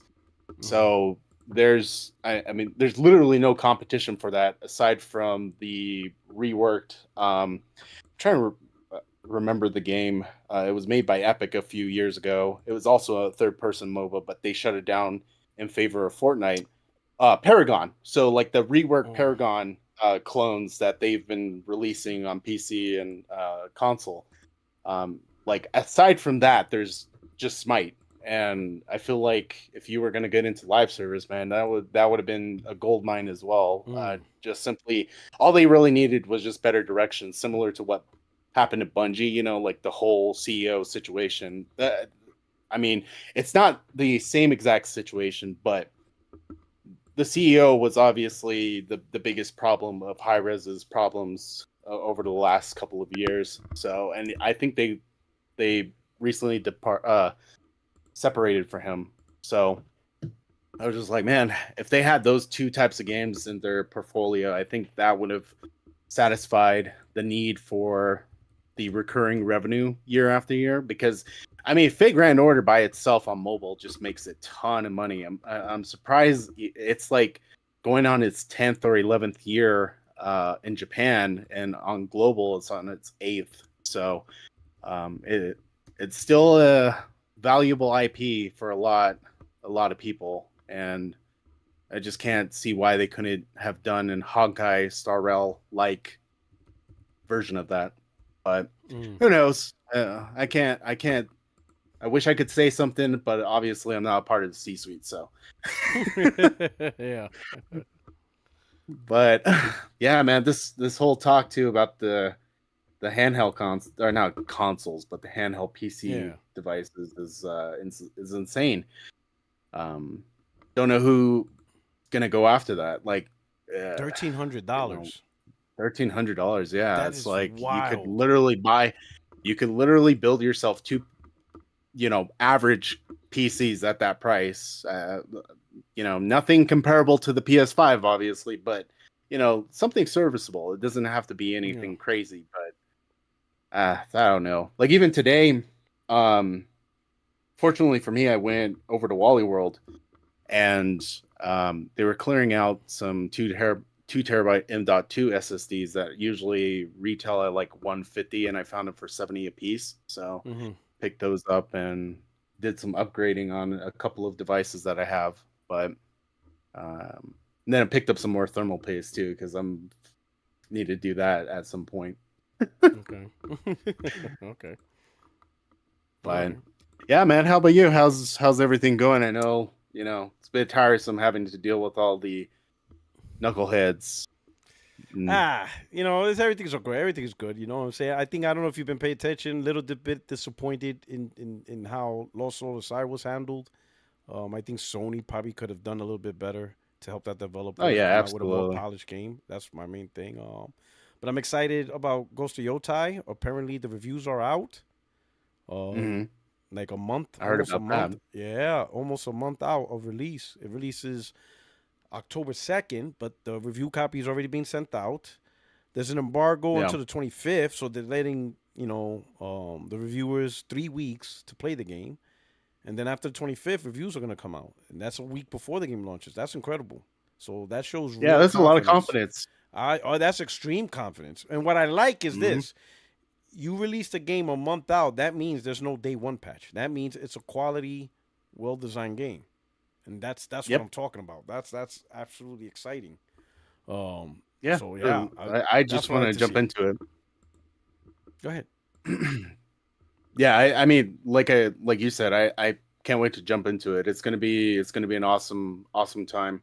I mentioned it before, like earlier in the conversation, but anytime a PlayStation Studios game comes out, I mean, that's an obvious drop of my backlog, and then immediately to the front of that line is that game that gets released. And most of the time I'm usually able to platinum those right away, but it's kind of it's sad that, you know, at the beginning of this PS5 generation, I mean, we were talking about 3, you know, PlayStation 5 exclusives right from the get-go. You had your Sackboy, you had your Miles Morales, you had your Demon Souls, and that was kind of the standard at the end of the PS4 generation. It just seemed like every year it was at on average it was 3 or 4 games that were coming out.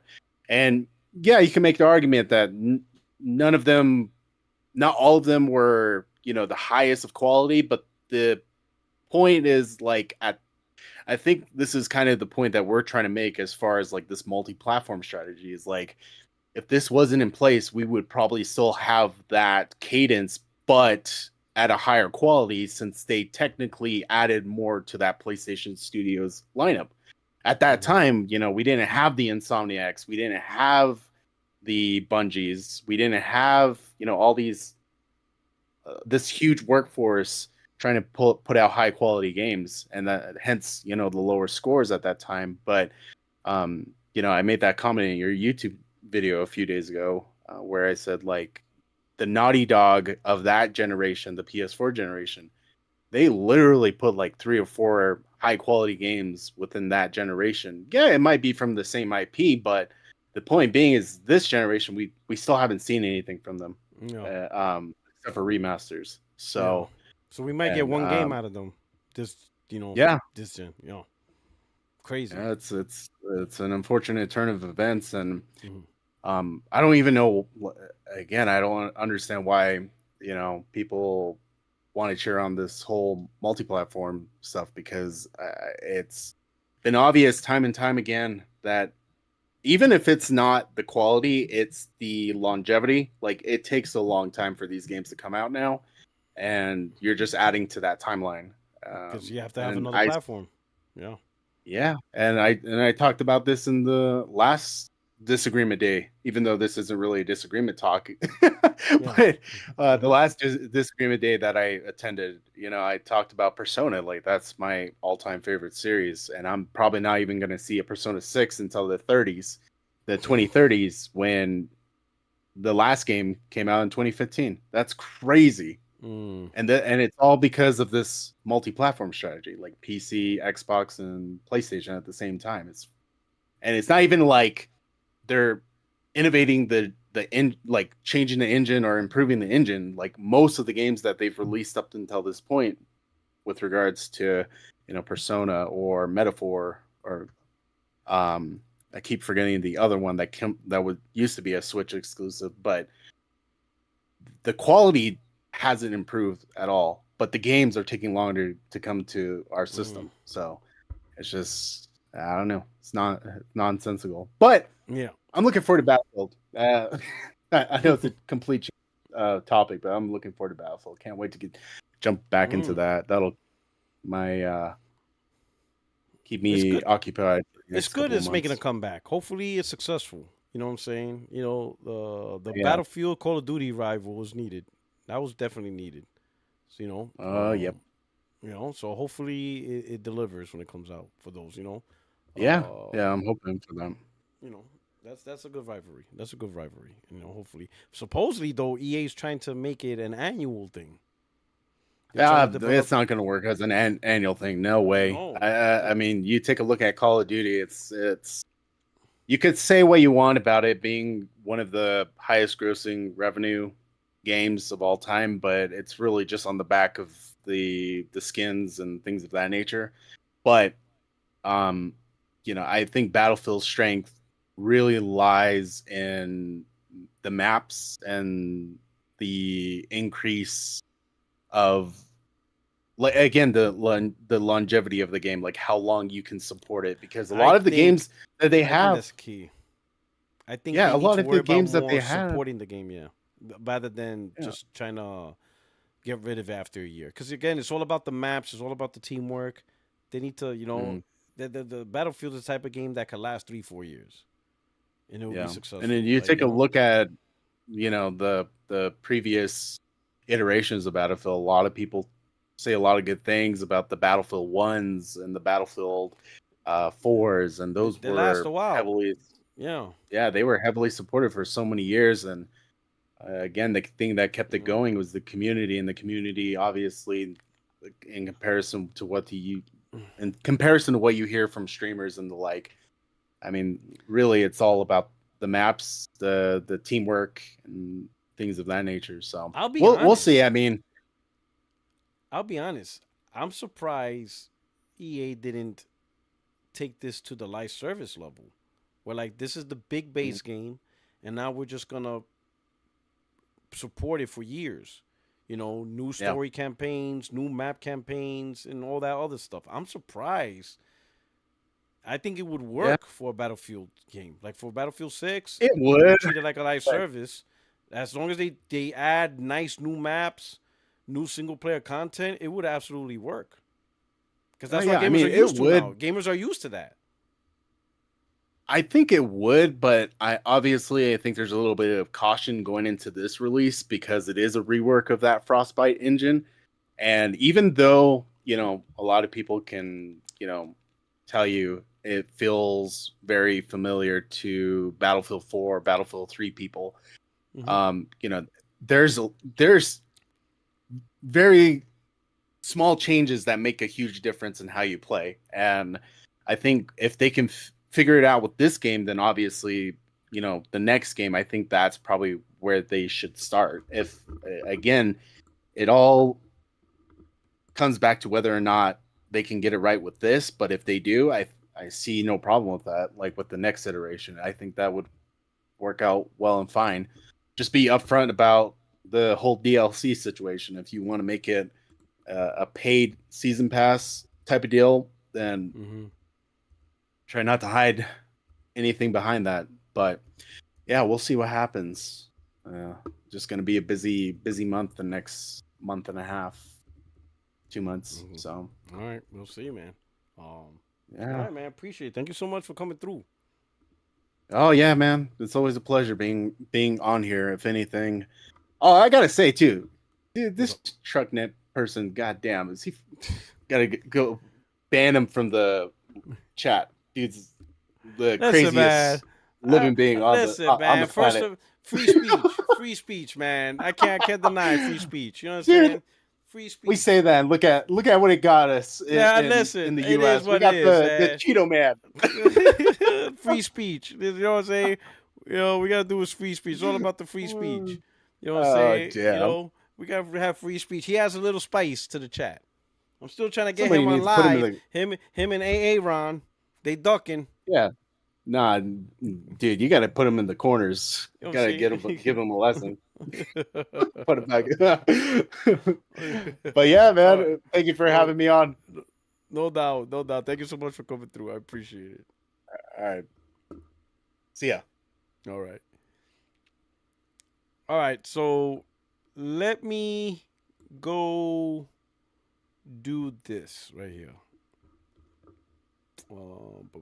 Give me a second. So thanks to Glassdoor Gamer, aka Sega Channel. Check this out. Ooh, this is gonna get spicy. Peter Hines is like, listen, I'm free. I work for nobody. You're gonna hear my thoughts. You're gonna hear my thoughts. All right, so let's read this. 24 years at Bethesda with Pete Hines.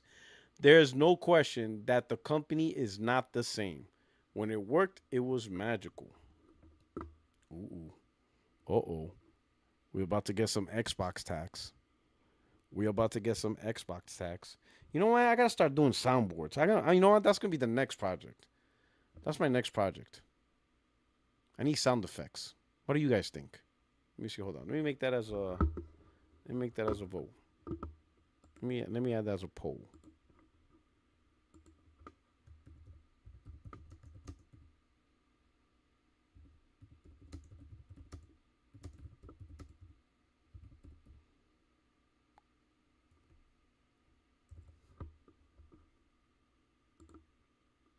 I think that's gonna be my next thing.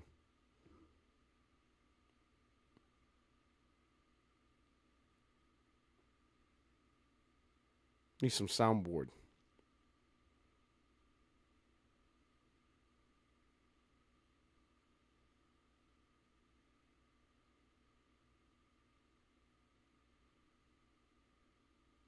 I'm gonna have good ones though.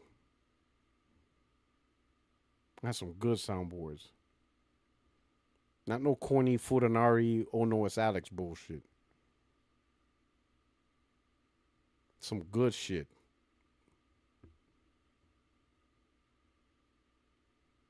I'm gonna be creative. I'm gonna think, don't worry. I'm gonna be like Funk Flex with the bomb soundboard.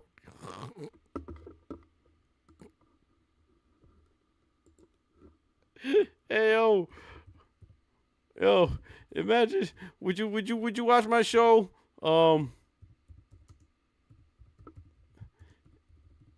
If my podcast, yo, what would you do if I did this? Would you follow my channel? If my podcast started doing this? Yo, hold on. Let me get this right.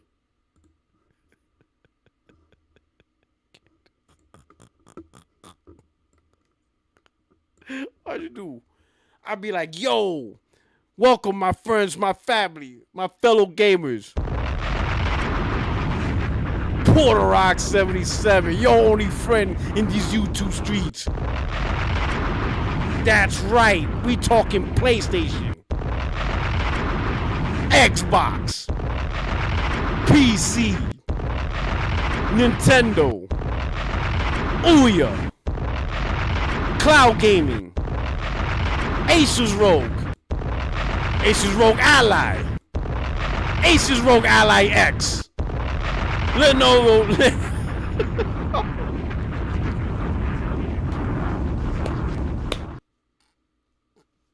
Yo, what would y'all do?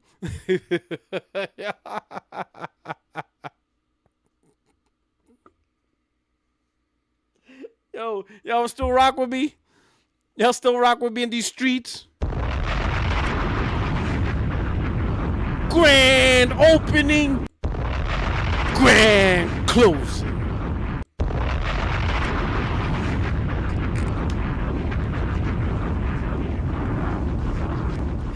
Yo, Derpy said I'm unsubscribing.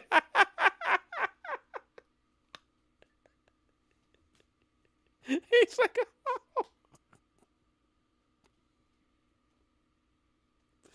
oh snap. Hey, yo, that's it. I'm keeping that. I'm gonna save that. I'm gonna save that. That's it. I'm ripping this off. This is how we're doing it. Disagreement Day. Your only friend in these YouTube streets.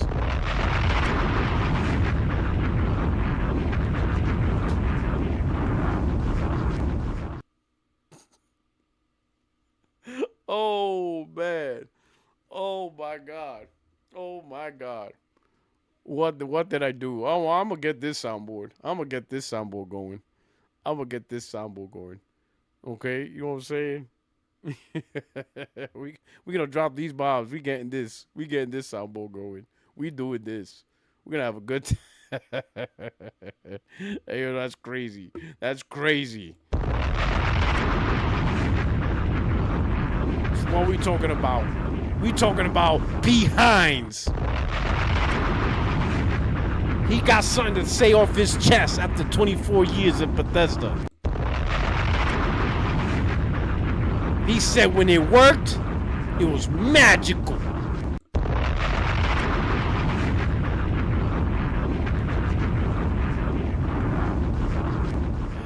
What good old P had to say?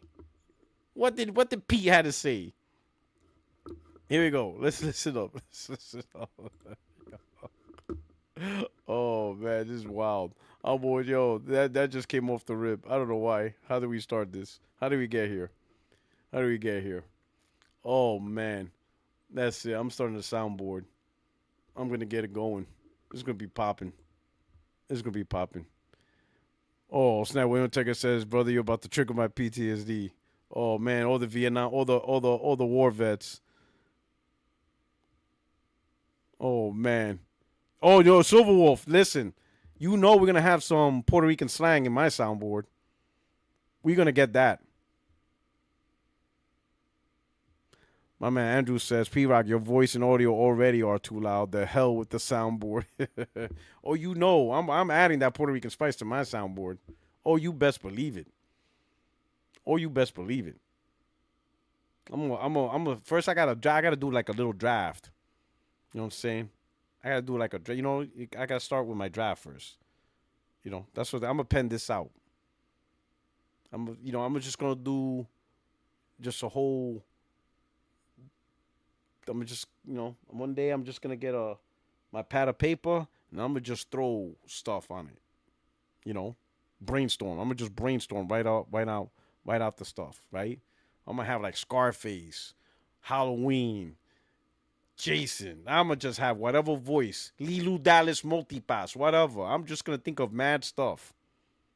Just think of mad stuff, mad phrases, right? And then just link it and be like, all right. You know what I'm saying? I'm just gonna get whatever.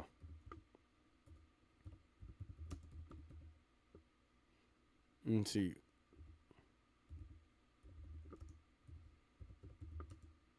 I'm just gonna, I'm gonna brainstorm this stuff. You best believe I'm gonna brainstorm this stuff. We're gonna have a good time. We're gonna have fun with this.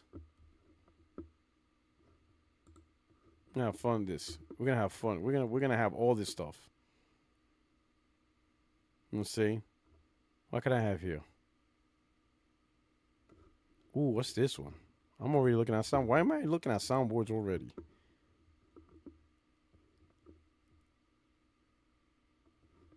Santiago. Oh man, what is this? Who the hell is this? Who the fuck is PFC William T. Santiago?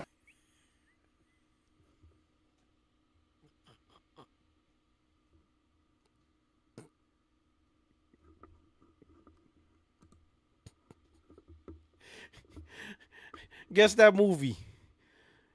Who could? There you go, Leech. Got it. Oh man. Is there another kind? Yo, I love it. Are we clear? Okay if I say something now? William T. Santiago. Who the fuck is PFC William T. Santiago? Who the fuck is this?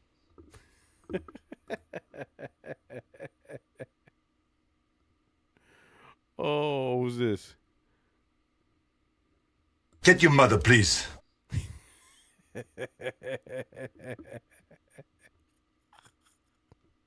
Let me talk to your mother. Who is your daddy and what does he do? Oh yeah. Who is your daddy and what does he do? It's over. It's Joe over. That's it. A new era. A new era is a new era is beginning. I'm telling you. Listen, I got a new project. To start. A new project to start. Oh man. Hopefully I'll have it in time for the next 60 frames, no lag. Oh, you best believe the storyboard is happening. It's happening. It's happening. Oh yeah, we're doing it. Oh, we are absolutely doing it. Absolutely, it's happening. Yeah, it's happening. We're doing this. This is absolutely hilarious. Oh, wait a minute. Oh, wait. Do they have this? Oh, please tell me they have this. Oh, yes. They gotta have this. Hold on. Give me a second. I gotta know.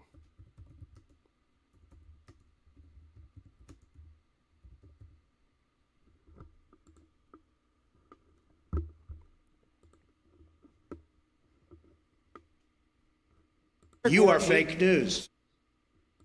I will build a great, great wall on our southern border, and I will have Mexico pay for that wall. Yeah. Mark my words. Wrong. Wrong. Wrong. Wrong. Wrong.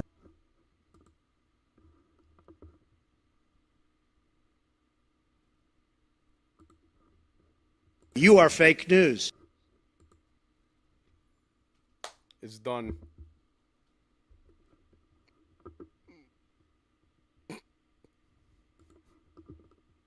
Stop it. Stop it. I did everything right and they indicted me.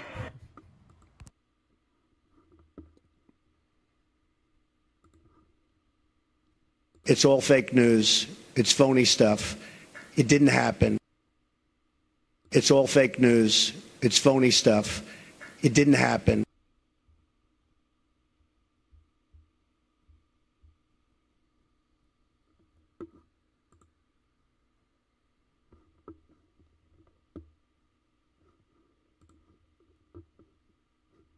I don't give a damn.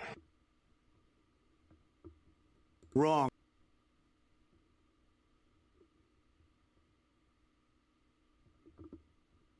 Grab him by the pussy.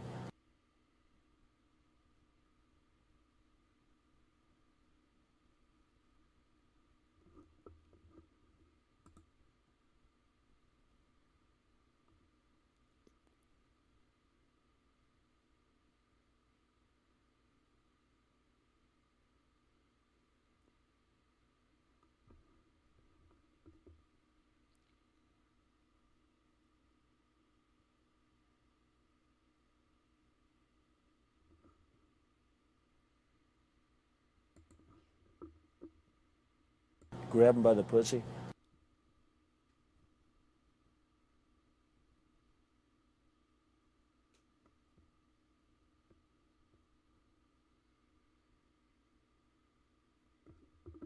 China. He died like a dog.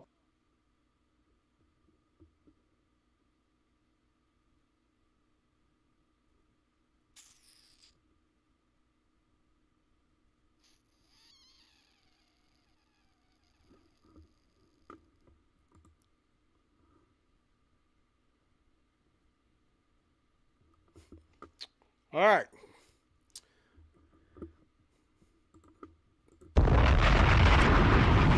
Here we go.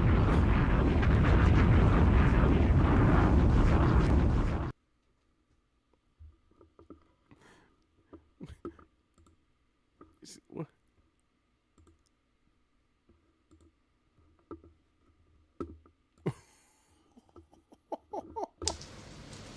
This town needs an enema.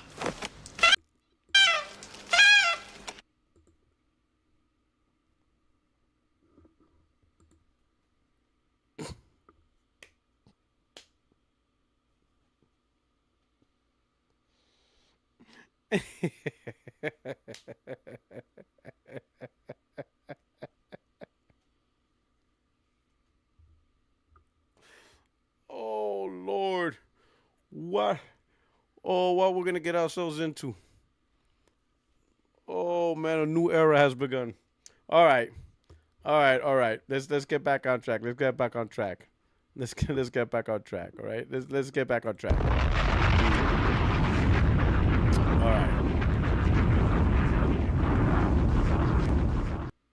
We got Peter Hines here. So it says right here, for 24 years, Pete Hines was up there with Vault Boy and Todd Howard as one of the public faces of Bethesda.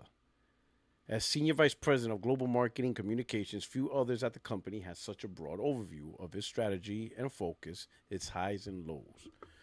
2 years after his retirement, where he spends his free time as a pro bono advisor for people struggling in the game industry, I got the chance to reminisce with him about one of the most fascinating careers in video games.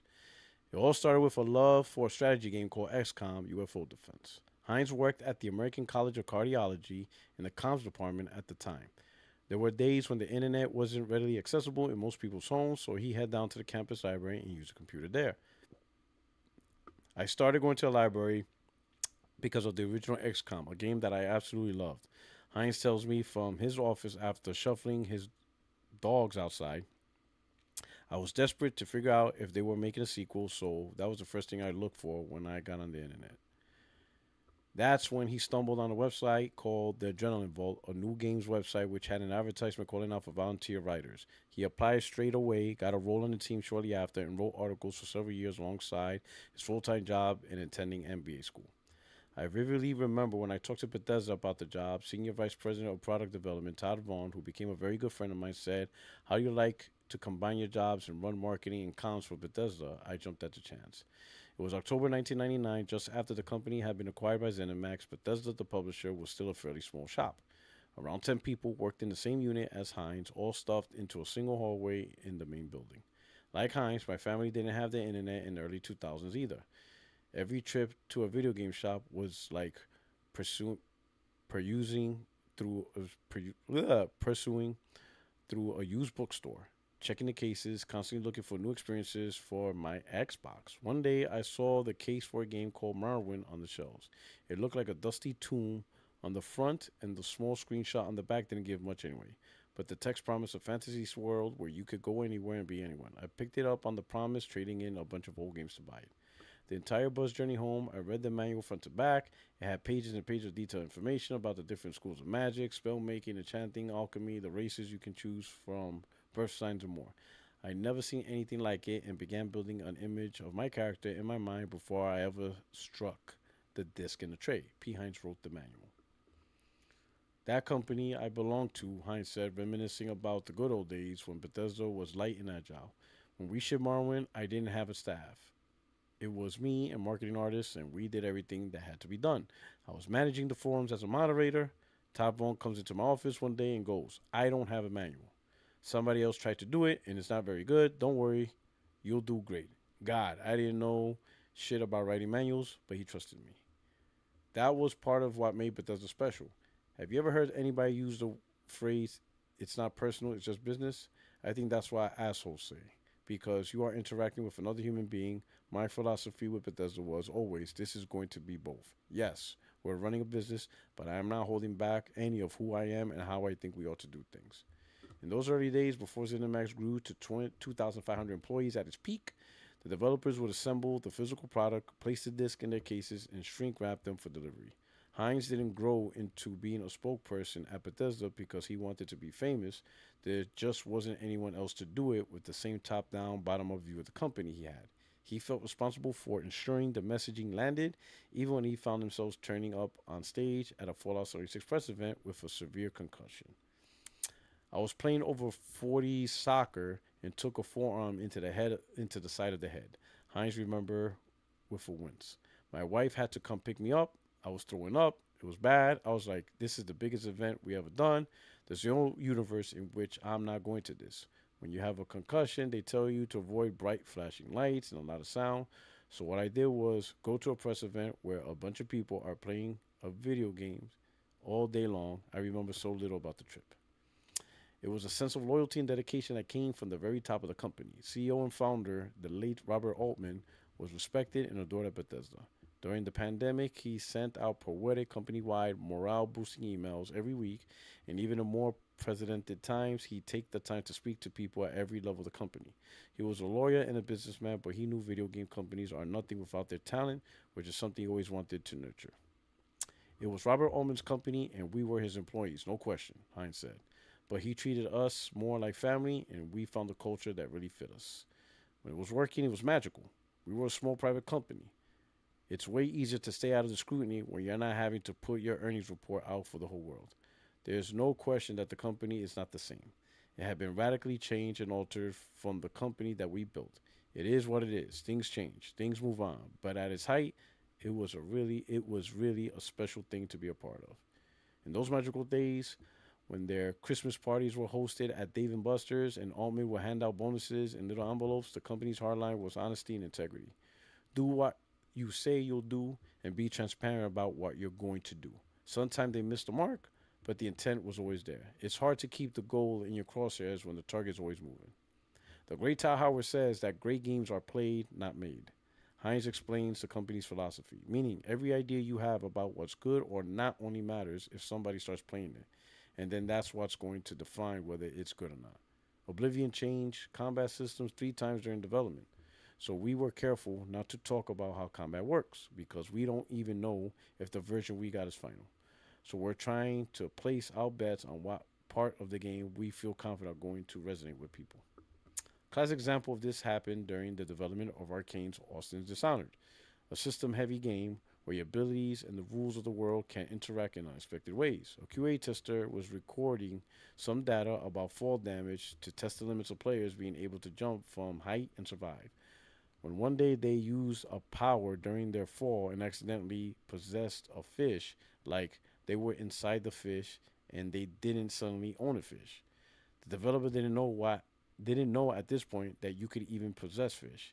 It was originally intended for rats and humans, but the immersive sim design philosophy creates these bizarre interactions. Instead of fixing it as a bug, the level designer got to work on creating some hidden fish routes through levels, allowing cunning players to swim up drain pipes as a slimy slapper to infiltrate buildings. All of a sudden, the game's water goes from not mattering at all to, oh, it really matters, because we're not going to take that out, Hines said. But now we have to account for it. So the pivot is we should talk about embracing player creativity. That is the trouble. So you're trying to tell the story of the thing that's eventually going to be while it's still being made and try not to get it wrong, which parts are going to change. Before Dishonored, Bethesda was going through a change of its own. It was a publishing third-party title, including Rogue Warrior, Wet. I remember that game, Wet. Sea Dogs, and all manner of other forgettable games I rented from Blockbuster. Part of Bethesda's identity got swept up with the quality of the games it was publishing. It didn't help that back then, Skyrim Studio, Bethesda Game Studios, wasn't even called Bethesda Game Studios. It was just Bethesda. I hated the confusion around Bethesda making a new game and everybody thinking, oh, it's Todd Howard's team, Hines said. And he was very much sick of it.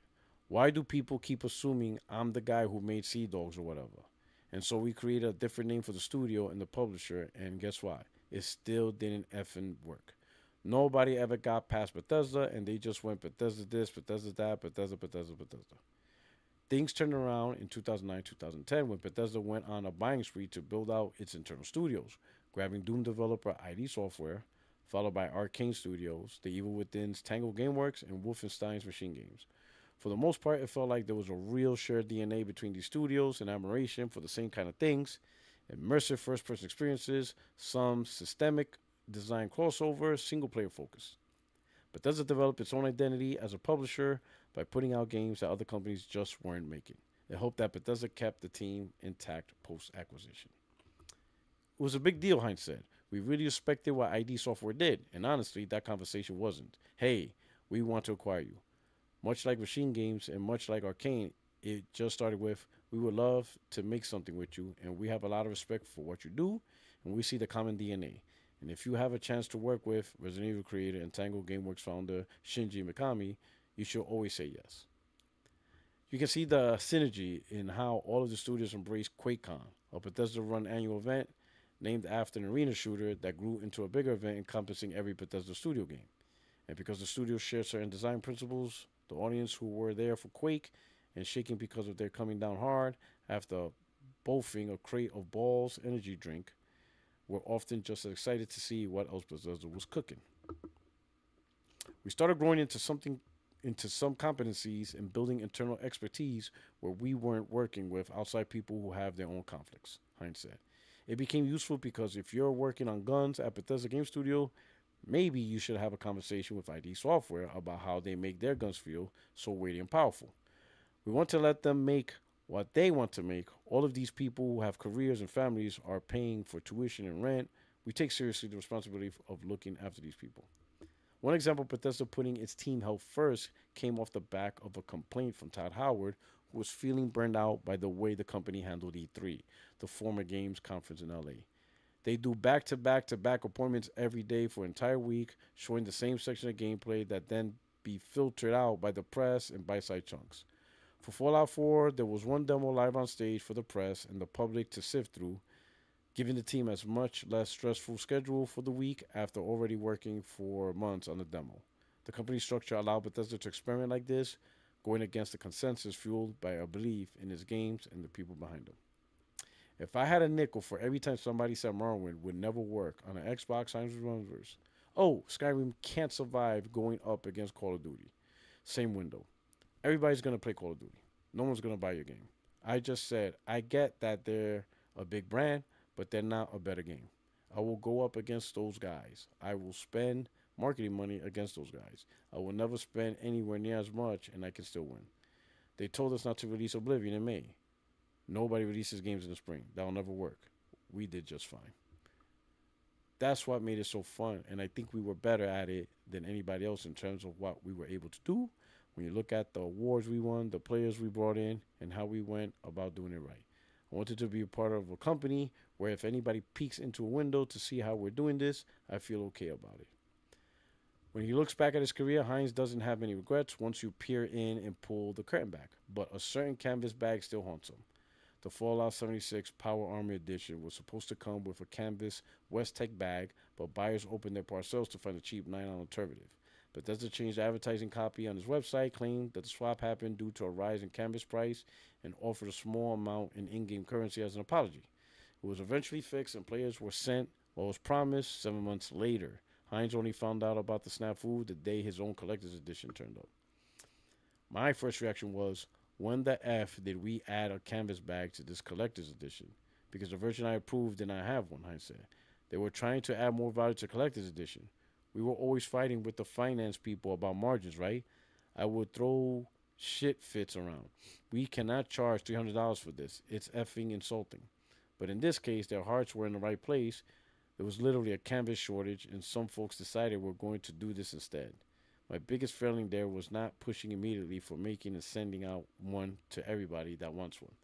Because I was still annoyed that the damn thing was in there in the first place, and nobody had told me, and that the canvas shortage happened. It's probably the dumbest thing I ever did at Bethesda.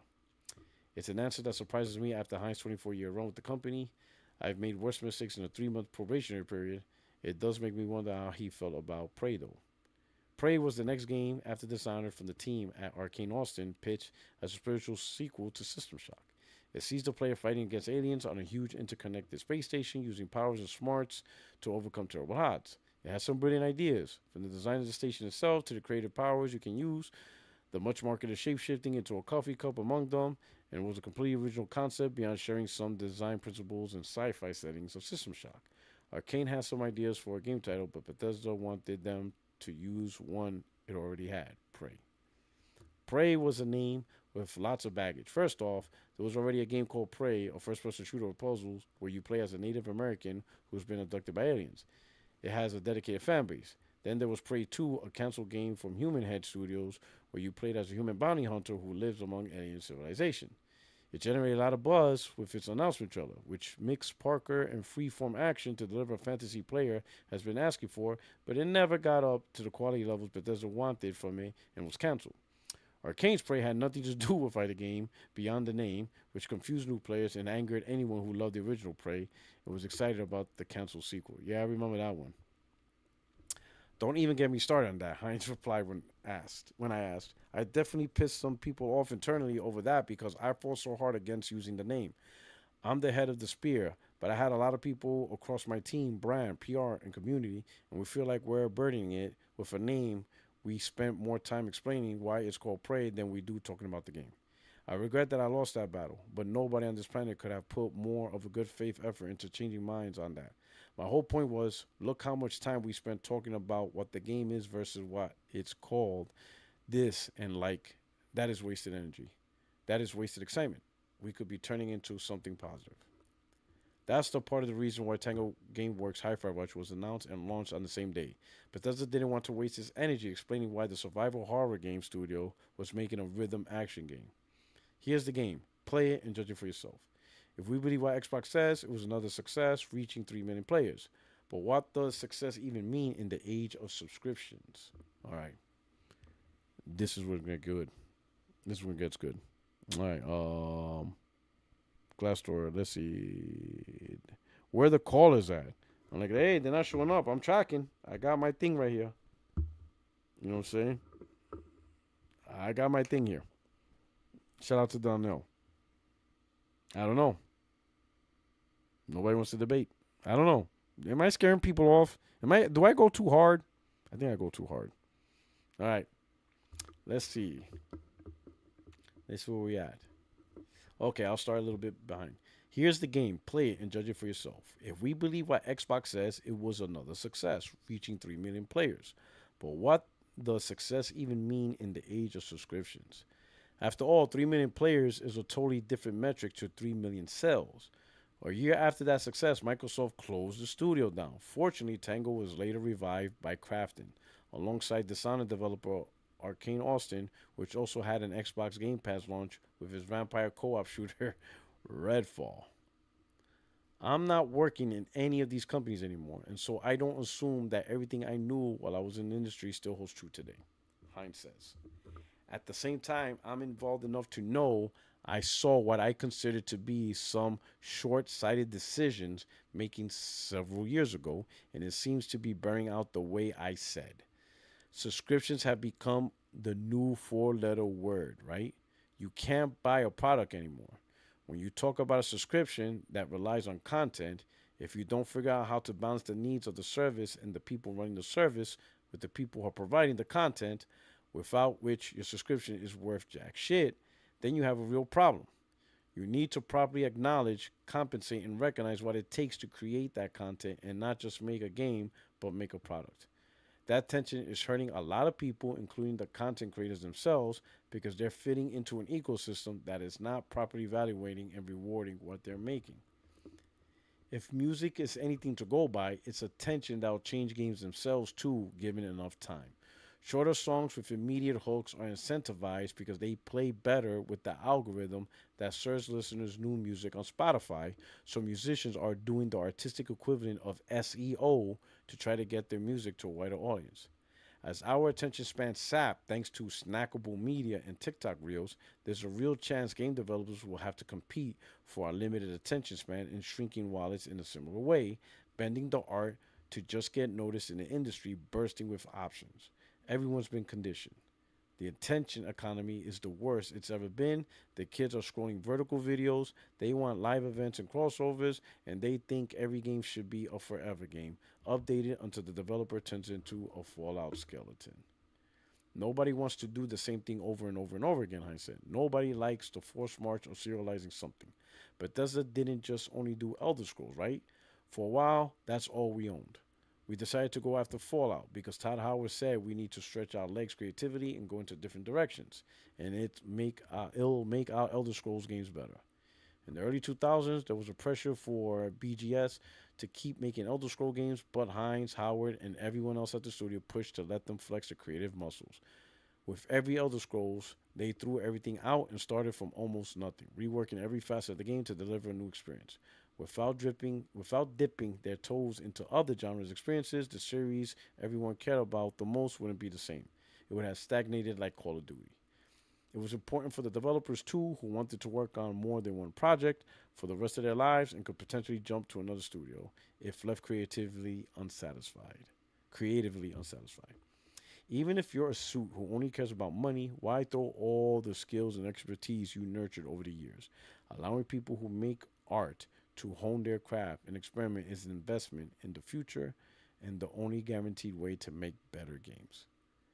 The people making the games are people, Hines says. Yes, they are employees. But if you don't see them as people first and employees second, then I don't think you're going to understand how they're motivated. You're talking about highly creative artists, programmers, and designers, and they don't want to be hemmed into this tiny little box painting the same picture again and again. Interesting.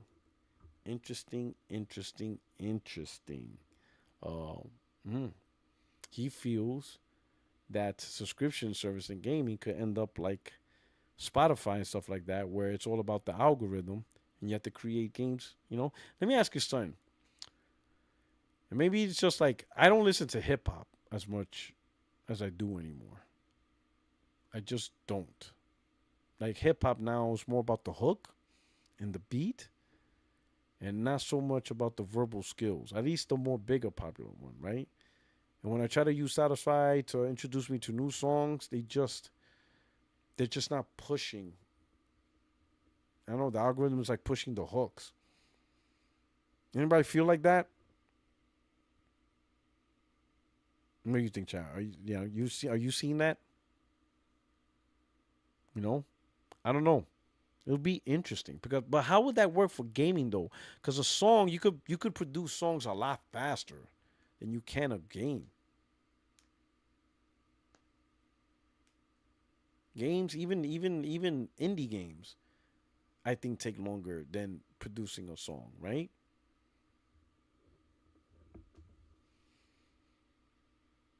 Mm, interesting. All right, interesting. Let me drop a bomb on that.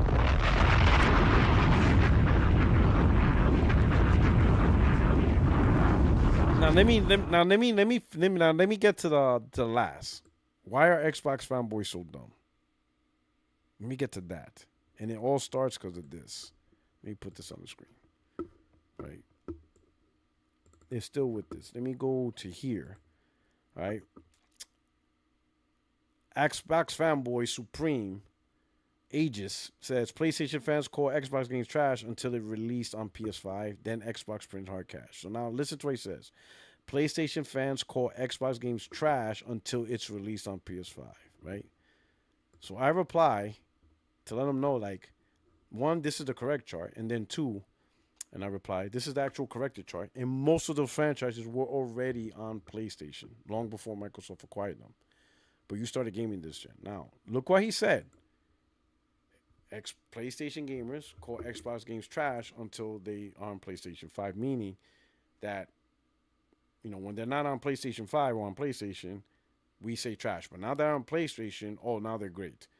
But look at the games. Even with his dumbass chart, Elder Scrolls, that's been on PlayStation. Call of Duty, that's been on PlayStation. Doom, that's been on PlayStation. Indiana Jones, that game was already being developed for PlayStation. And plus the IP of Indiana Jones, just IP games of Indiana Jones been on PlayStation. And Minecraft, right?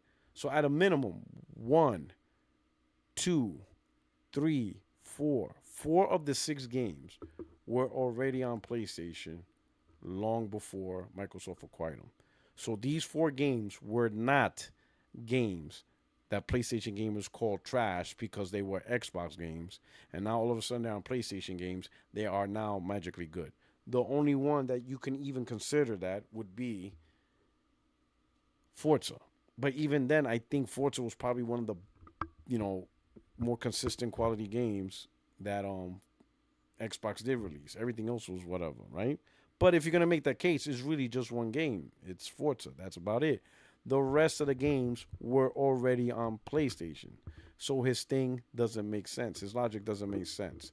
The scenario he's trying to create of, oh, you call all these games suck, but now that they're on PlayStation, you like them now. They were always on PlayStation before they got Xbox. Now, why am I saying Xbox fanboys are dumb? Let's look at some of the comments. Let's start with this guy, Black Plague. Somebody screenshot this. In a couple of years, when Sony starts putting games on Xbox, we'll have a fun conversation. It doesn't matter. This is income from MS. That's why they did what they did. Sony paid for exclusives, MS paid for studios. It looks like Sony should invest in better. Somebody explain to me what the fuck is he talking about? That's not the topic.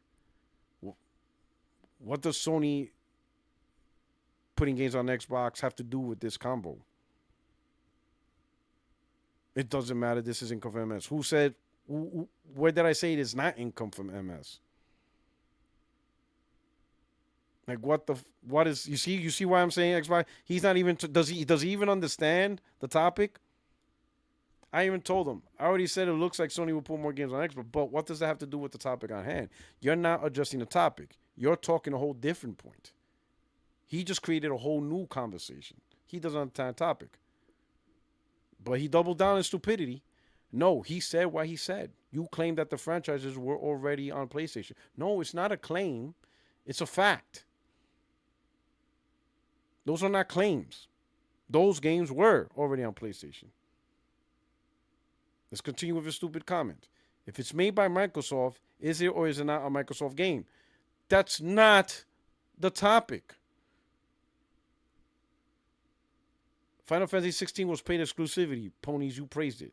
Then it came to Xbox, and then it's not a Sony game. What is he talking about? Do you understand what I'm saying? Why? It's hard for me to believe a lot of these Xbox guys graduated high school. This is not even goalpost moving. This dude don't even know he's not on topic. I gotta tell him it's not a claim, it's a fact. He's acting like these games were never on PlayStation and that they were Xbox games being hated on. So COD, Minecraft, Doom were games being hated because they were on Xbox games, not on PlayStation. Man, get the fuck out. Understand the topic before talking. Did he reply? Here we go. It's funny how you can blame Microsoft for all the hate on Modern Warfare 3 a month after they acquired ABK because MS bad, but now that they own the company for 2 years, they don't get credit for new games because... Yo, he's not understanding the topic. They're dumb. This dude did not graduate high school. And if he did get a high school diploma, he was one of those no left child behind. He was one of them. They just let him pass grade. Didn't even bother to take the test. He probably failed the test. Nope, this guy, he's not staying. He's not staying in this school. Give him his diploma. Good luck. What are we talking about here? You see the ridiculous? You see what I'm talking about? You see more. I know he's not the only one. There's more. Look at this guy. Not a good look, no matter how you slice it. Xbox is dominating. I had to reply and tell him newsflash. COD, Doom, Minecraft still kept selling good on PlayStation. Even after it was quite like what are they? Not a good look. Yeah, it's not a good look that there's a whole bunch of Xbox games on PlayStation. This is crazy. This is wild. This community is wild. Let's see this one. Funny how ownership only seems to matter when things go wrong. If Microsoft owns the studio when a game underperforms, they get all the blame. If it's a massive hit on PlayStation, oh, Sony, the ownership means nothing. Pick a lane, PR. What are these guys talking about? I'm like, yo. I had to reply to him. The fuck are you talking about? Why are Xbox Null Huggers so bad at reading? You all suck so bad. You don't understand what you're replying to. Why are they this dumb? They're not, like, bro, like, what are we talking about here? What are you guys reading? Look at this guy. The real Johnny X, as compared to the fake one. 3 out of the 6 on the list were recently acquired by MS. The other 3 have either been a Microsoft property for over a decade or a new franchise. You are using the term most rather liberally here. By the definition, most new PS exclusives have been affiliated with this game. Another idiot. I ain't gonna tell him it is most. Elder Scrolls, Minecraft, COD, Doom were all on PlayStation before Microsoft acquired them. That is most. 4 out of the 6 is most. Even the new Indiana Jones games was developed on PlayStation. Microsoft just delayed the launch. What is wrong with these dudes? I'm using the word most liberally. These guys don't even know what games was on what platform at what point. These guys all started like late Xbox One gen. Look at this one. Out of the blue. Johnny, Silver JS. Just like how Spider-Man and Silent Hill franchises were on Xbox before Sony paid to keep them off. Keep the same energy. What is he talking about? That's not the topic. This shit is crazy. What are we, like, what?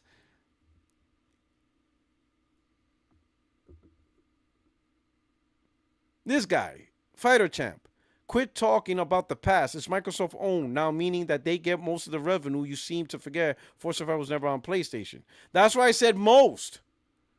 So how can I forget when I said most? I didn't say all. I said most. Forza 5 was never on PlayStation until this year. It's PS5 #1 selling in 2025. 4-year-old game on Game Pass making over 100 million years later. What the fuck is he talking about? How many of these players do I have to tell them, go back to school? Again, go back to school, dummy. You don't know how to read and understand the topic that are talked about, but you hear no hugging Xbox. Meanwhile, you're an uneducated idiot.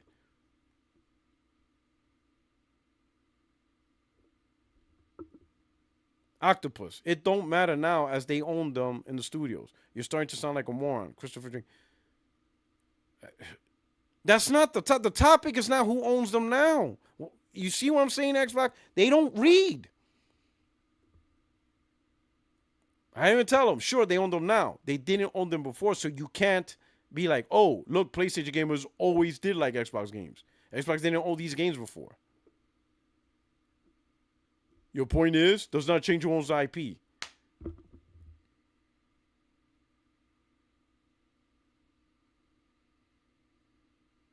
Look at this guy.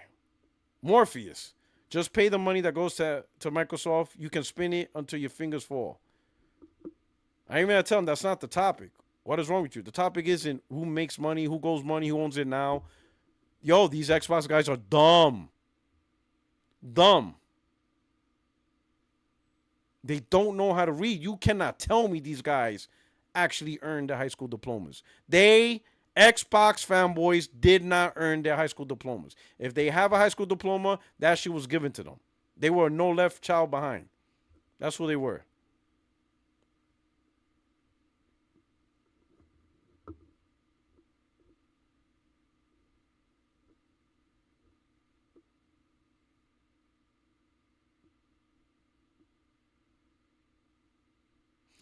Look at this guy. Besides Minecraft, all our newer titles. Sure, some franchises like COD were already on PS, but 6 out of 10 is nice for Xbox. What do you mean, besides Minecraft, all our newer titles? All these... What part of most of those franchises were already on PlayStation that they don't understand? J-Wolf. Well, all those games except Minecraft were developed on the Xbox, even though some of the studios weren't founded under them. Also, by your logic, Strand isn't considered a PlayStation game. They don't understand the topic. God, this community's dumb as hell, bro. None of these guys know how to read. Xbox is making more money now, so what's the difference? Just like with Studios PlayStation Bowl. Both are good. That's not the topic, Gamer Talk. Top tier syndrome? More like Down syndrome. That's not the topic.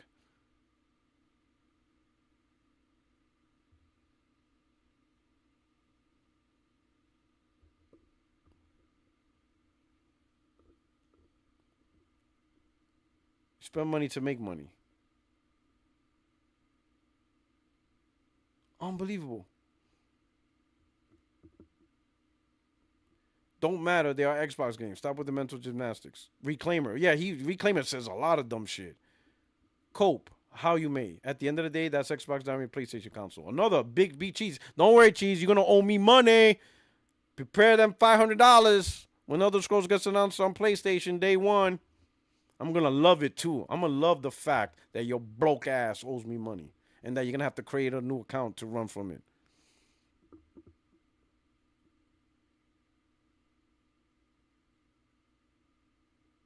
So when you all say whole slate, you are all really referring to all the games that were multi-platform, therefore staying that way, as well as live service titles. Thanks for the clarification. What is wrong with that Xbox community, bro? Like, what is you talking about?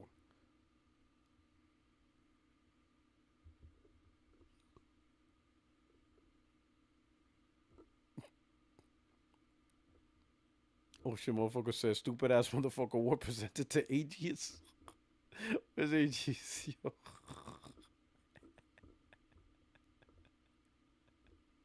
Yo, I like that. Yo. Motherfucker says, stupid ass motherfucker war presented to Aegis. Yo, that shit is funny. Yo, just...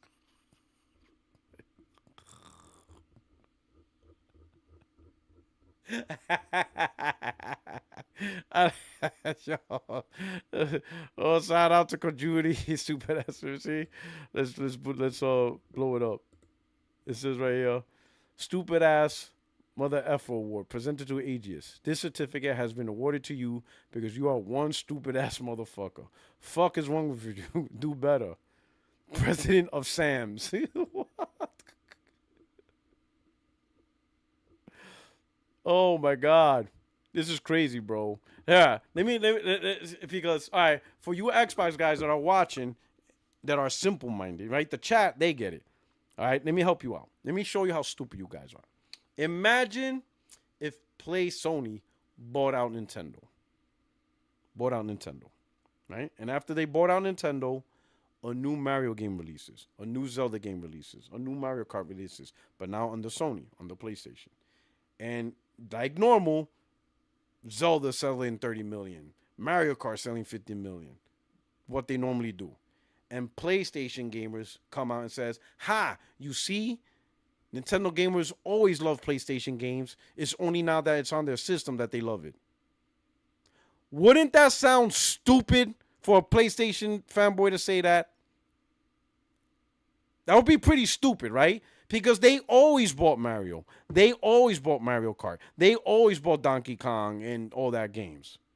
So yeah, no shit, those games are still going to sell well, even under Sony and PlayStation. But imagine a PlayStation fanboy saying, "See, look, Mario Kart sold 30 million. They love PlayStation games." Are you dumb? It would be pretty dumb.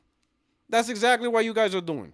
Do you understand now? Notice I have to use a PlayStation example because now I use a PlayStation fanboy example. Now they get it. Now they get it. Now the grifters get it.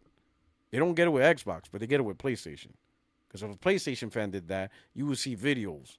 And then the logic hits. Then they'd be like, "Oh, these PlayStation fanboys think that they like PlayStation games." No, dummy. They just still like the games they always like. It's just that PlayStation now owns it.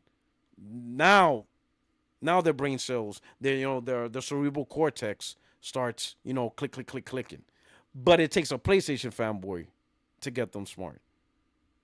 Xbox fanboys, they stay dumb. Right? It needs a PlayStation fanboy to do it. For them to realize, oh, this is stupid. When an Xbox fanboy does it, they don't realize it's stupid. It's crazy. So that's why I was like, man, this community is cooked. I can't think of a dumber community. Now let me move to one last topic. Yeah,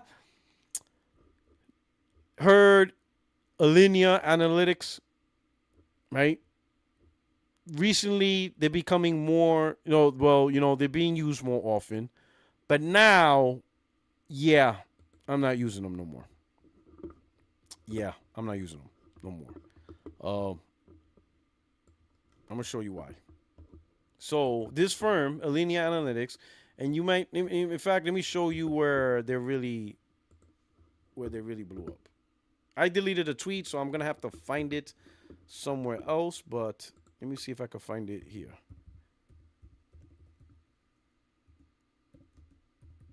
Let me see.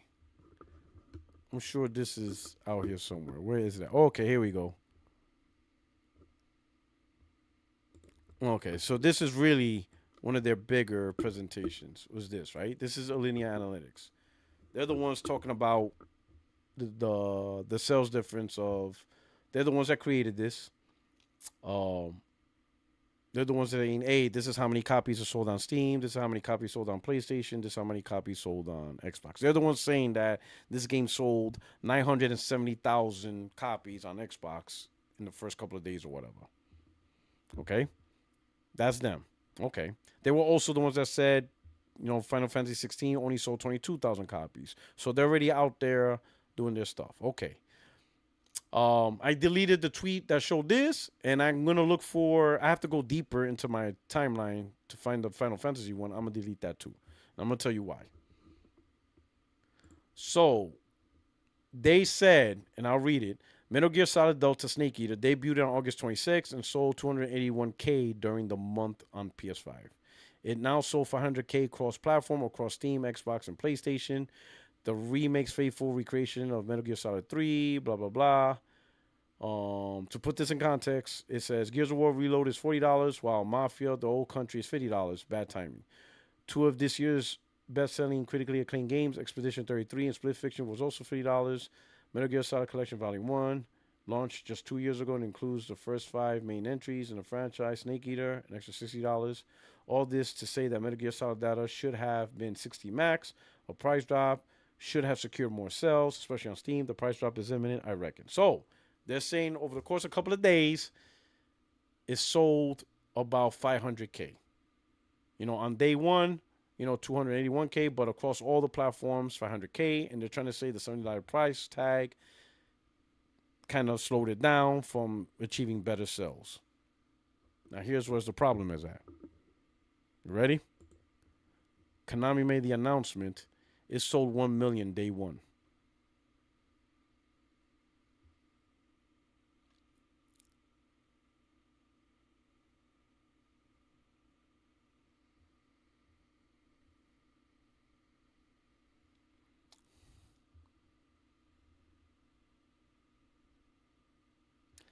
These guys are off the mark by 100%. Now, usually you could say 10 to 15, maybe 20% margin of error, but 100% off. They were 100% off. They said after a couple of days, 500,000 sales. Delta, Metal Gear Solid Delta sold 1 million on the first day alone. That's how far off the mark they are. This Alinea Analytics company has no source whatsoever. They have nothing. They have no connections. They have nothing. They don't even have a good algorithm to help them guess. They got nothing. They are 100% off the mark. They have nothing to determine sales, to even estimate sales, to even analyze sales. 100% off. How are you so wrong? And then has the nerve to make a suggestion saying should have dropped at $60, they would have got more sales. You are off by 500,000 sales across days. And it's probably even worse because you said 500,000 on all platform like by the 6th day. Konami was already at 1 million day one. So who knows how far off you're at. Konami could be at 1.5 million within 6 days or 7 days. You could be off by over 1 million sales. You are not even close. Why are you talking? Shut your Twitter down. I'm not mentioning this place they off. I'm like, once I saw that, I deleted the Helldivers tweet. Get out of here. You guys suck. Listen. I'm going to tell you right now. All you grifters talking shit about PlayStation, hyping 900,000 sales, because they're the ones that said that Helldivers sold 900,000 copies, almost 1 million. Stand the fuck by for Circana and MPD. Because if that's true, right, and keep in mind, majority of the console sales for Xbox is in America. So you could say the preponderance of Helldivers sales is here in America. That shit better be number one at August MPD when it comes out in September. There is no excuse. Selling that much, that's number one. I'll even give you number two. Top two. Stand by. If that shit's not even top 10. If that shit's not even, and keep in mind, there's probably going to be some people still buying a PlayStation, a little bit of PC, because that game's consistently on PC. There's no reason with that much Xbox sales, according to them, that it's not a number one or number two selling game. Yo, it's crazy. This company is dog shit. Alinea Analytics, dog shit. Don't ever use them guys. They're garbage. Absolute trash. Yo, absolute trash.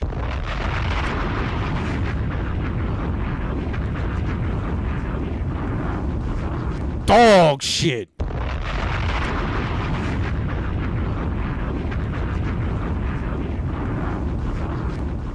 Garbage.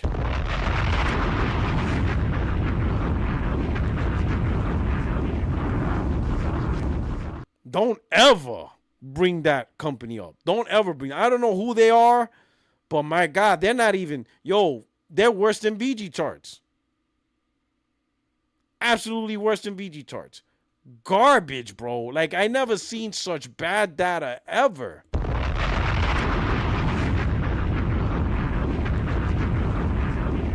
How are you that off?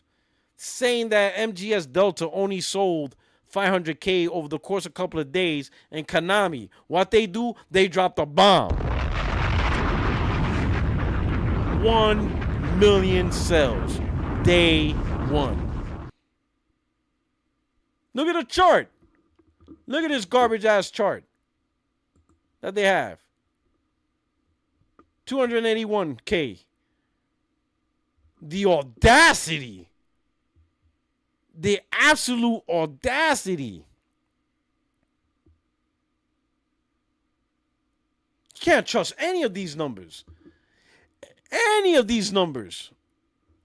You can't trust them. Garbage. We should be getting better stuff. 2025. And we getting worse analytics. Man, Linear, you're done. Excommunicado. Garbage. Don't ever come back.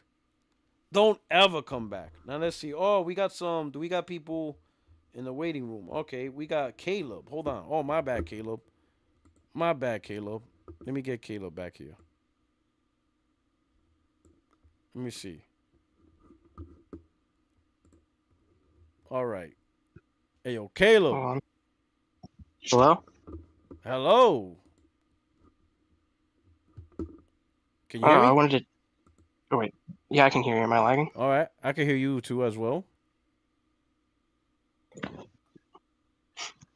Everything all right? Oh, you can? Yeah, everything's all right. I was going to say, I wanted to talk about the Xbox thing, because I seen your tweet about Steam should make a console. And then there was there was an Xbox fanboy saying there's no point because they have no exclusives. But I'm like, Valve failed with the Steam machines, and they learned their lesson. Bruh. They did not say that. But they don't have any. They did not say that. They did. There was an Xbox fanboy. They did not say there's no point because they have no exclusives. There was an Xbox fanboy, and it was I don't remember the guy's name. It was some famous Xbox fanboy that said it. So hold on. But I'm like, Xbox doesn't make exclusive. Hold up.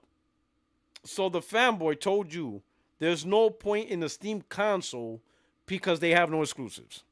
An Xbox fanboy. No, I was in the video. It was responding to you saying there's no point because it wouldn't have exclusives.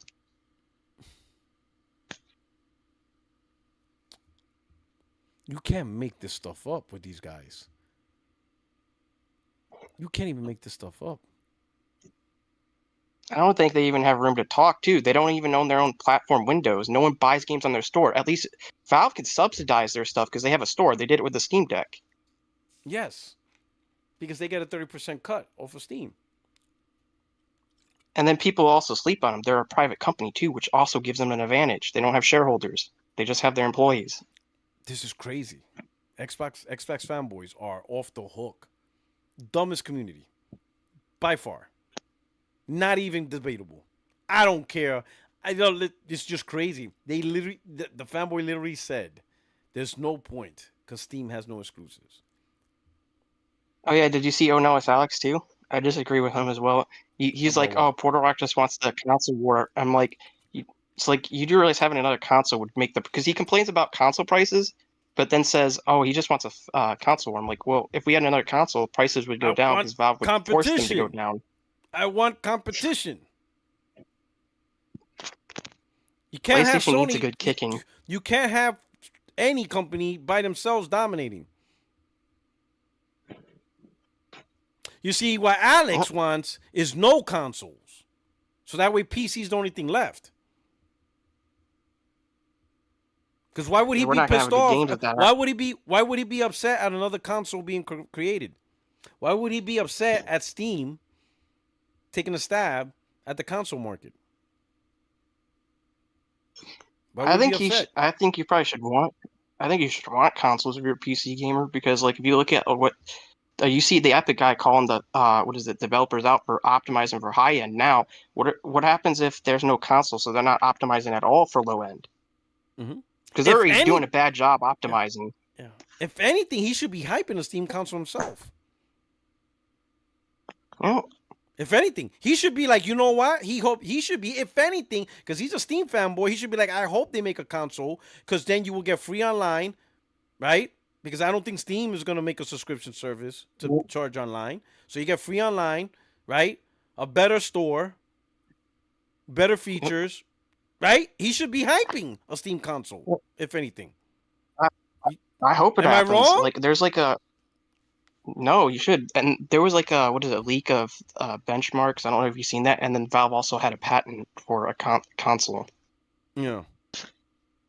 But also, the funny thing I thought about the fanboys is, you know how like they go with the main point of an Xbox to like, oh, play anywhere. I'm like, Valve's had that since the 2000s, so they're just a better Xbox.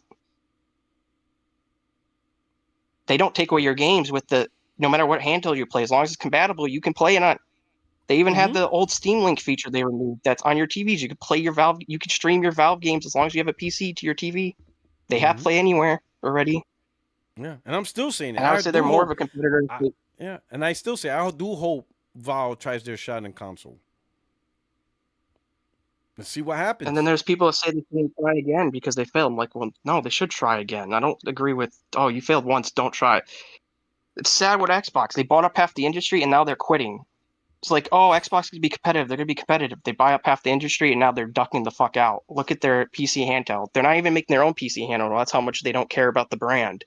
Mm-hmm. If they cared about the brand being a PC, they would have made their own PC handheld, not subsidize it to someone else. Preach. Not just slap their name on a product that already exists, known as the ROG Ally.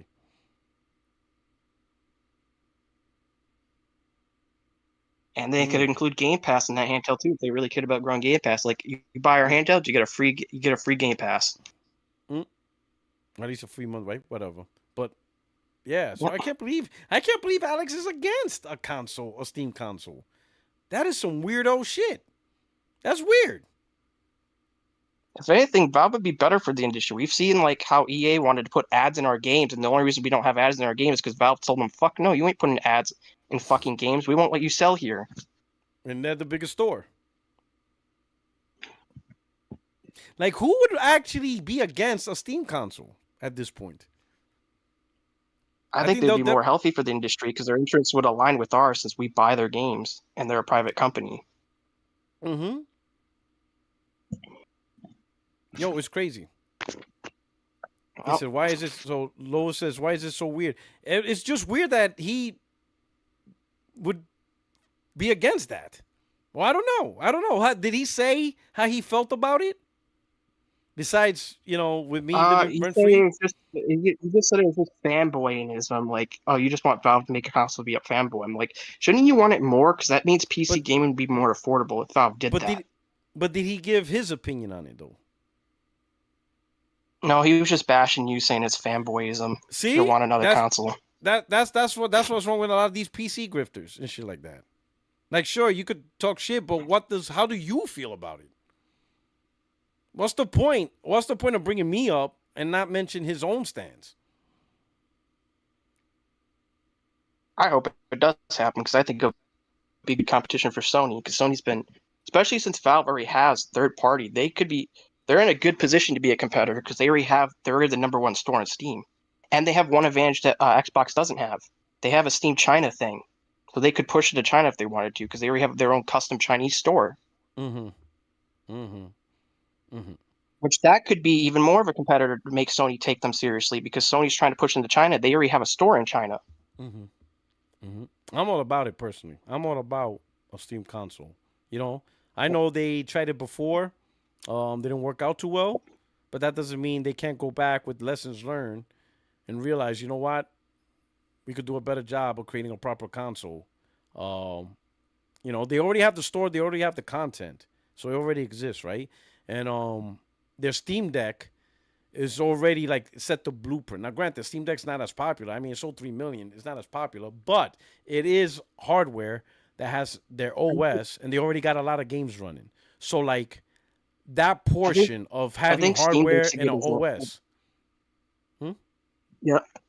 I think Steam Deck's a good example because, like, they failed massively with Steam machines. They were trying to get developers to support their operating system. And then with Steam Deck, more developers actually supported it. So I think Steam Deck did what it was supposed to.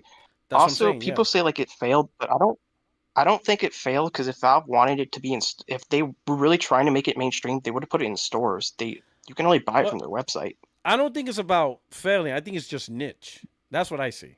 I can't say if it failed. Well, I think it's niche because I don't know what their goal is, but it is niche. I mean, 3 million units around the world. That's not a lot. It's a niche product. They said what their goal was with the Steam machines. Okay, it was to get SteamOS to be more supported. Well, you're talking about the Steam machines? Well, Steam machines are failure, though. That was a failure, but it was the original goal of Steam machines was to get SteamOS to be supported. Steam Deck did that. It got more developers to support SteamOS on the handheld because they improved it. No, but that's fine. But what I'm saying is it's still a niche product. 3 million. Oh, I'm not saying it's not a niche product. I just don't agree that it failed. I'm not saying, I mean, I may sometimes say it's failed to joke or whatever, but when I think I had a conversation about it, I said that there's no metric to decide this. If that's what they wanted to do, like, how do you compare it? I think I even had a video that I'm like, how do you like compare the PC industry, like compared to normal? Like, do you consider like 3 million would be a failure for Nintendo, but is it a failure for Steam? I don't know. But the one thing we can agree on, it is a small market. It is a niche market. It's not a huge market that makes waves. It's just a small niche product for a niche group of gamers, and that's where it's at right now. It's not a mainstream huge market entirely. I mean, the entire PC handheld is a niche market, let alone just talking about Steam. All the PC handhelds is a niche market. It's small. Not a lot of people have it. It's not a big group. Now, it could be fine. It could be successful from a financial point, but it's a small group. I don't get Microsoft because people say they're going to be they said they're going to be a competitor to Steam. Like, you know how like Windows has been dog shit? You know how Windows has been trashed? Am I skipping? Am I lagging or something? No, you're right. Oh, so you know how like Windows has been really bad lately? Mm-hmm. With the SSDs melting? Someone proved that it was actually a thing. And then also, they're like, Xbox's future is going to be Windows, but I'm like, how is it that Valve fails once? They improve their operating system, but Microsoft fails for a decade, and they don't improve shit. I know, it's just, but I don't see who's saying that as a competitor to Steam, because that's a weird point, because they put the games. You can't, because you can't be a competitor when you put your product on your competitor's store. That means they're not your competitor. They put games on Steam. Hell, that's the only way people will buy Xbox games, if it's on Steam, because nobody really likes the Windows store or the Xbox store. Oh, yeah, the Xbox store. You see what I'm saying? So anybody saying they're a competitor to Steam, that don't make sense, because they put all their games on Steam day one. So you really can't say they're competing when you're actually giving the games to Steam and Steam gets a 30% cut. Like, your competitor getting 30% cut, it's not really a competitor. You're helping them make money. You're helping them make money. I mean, when you think about it. I just wanted to see what you thought about that, like the console thing, because there was a lot of people saying Valve shouldn't do it, or there'd be no point. But I think it would be good for the industry if Valve succeeded. Okay. At least for Sony, there's nothing you could really do for Nintendo, because their games are only on their platform. Okay. All right, brother. I appreciate that. See ya. Okay. John Baptiste, he says maybe he's scared that PlayStation will stop putting their games on Steam.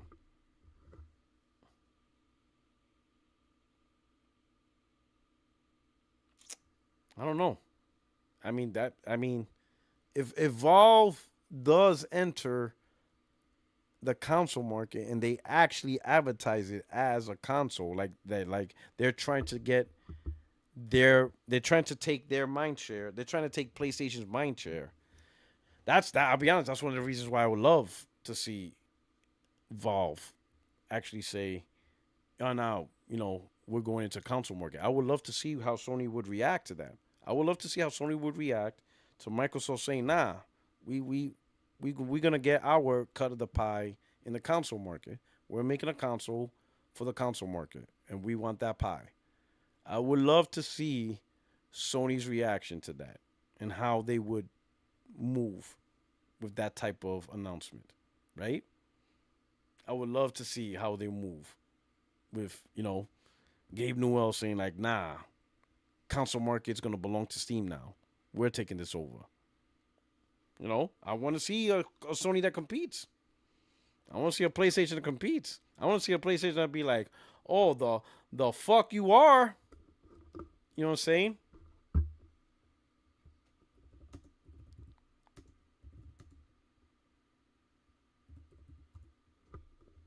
I gotta get this.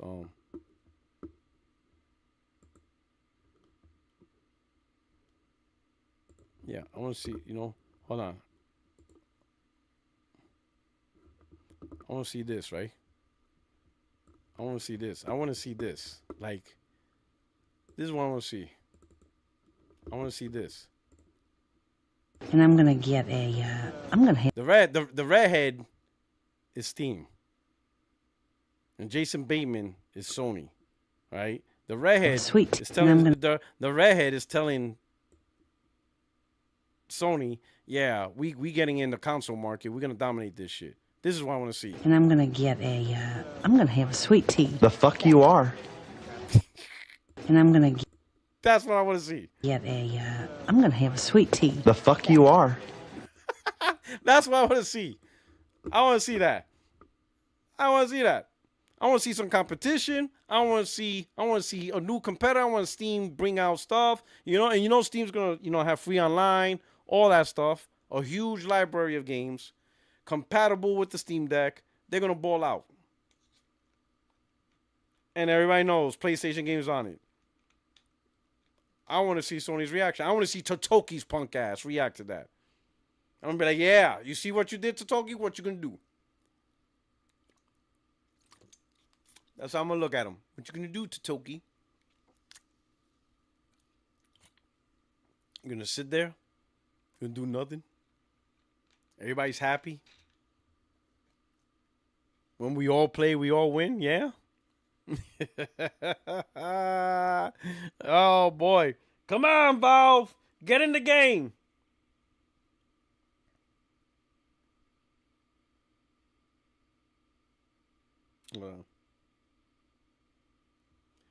Get in the game, boys. Get in there, boy. Come on. Come on, Gabe. Get that console out. Get that console out. I'll even buy it. I'll buy it. Get out there, Gabe. I'll buy it. Let's go. Steam console. Do it. Do it. I'm buying it. Day one. Got you. I got you. As long as it's not like I'm back order and the only place you can get it on Steam, then it's going to be hard. But I will get it. However, long it takes. Come on. Get in there, Steam. Come on, Gabe. Come on, based Gabe. You can do it. You can do it. Drop that bomb. Drop that bomb. Steam console. Oh. Hell yeah. Hell yeah. Yes.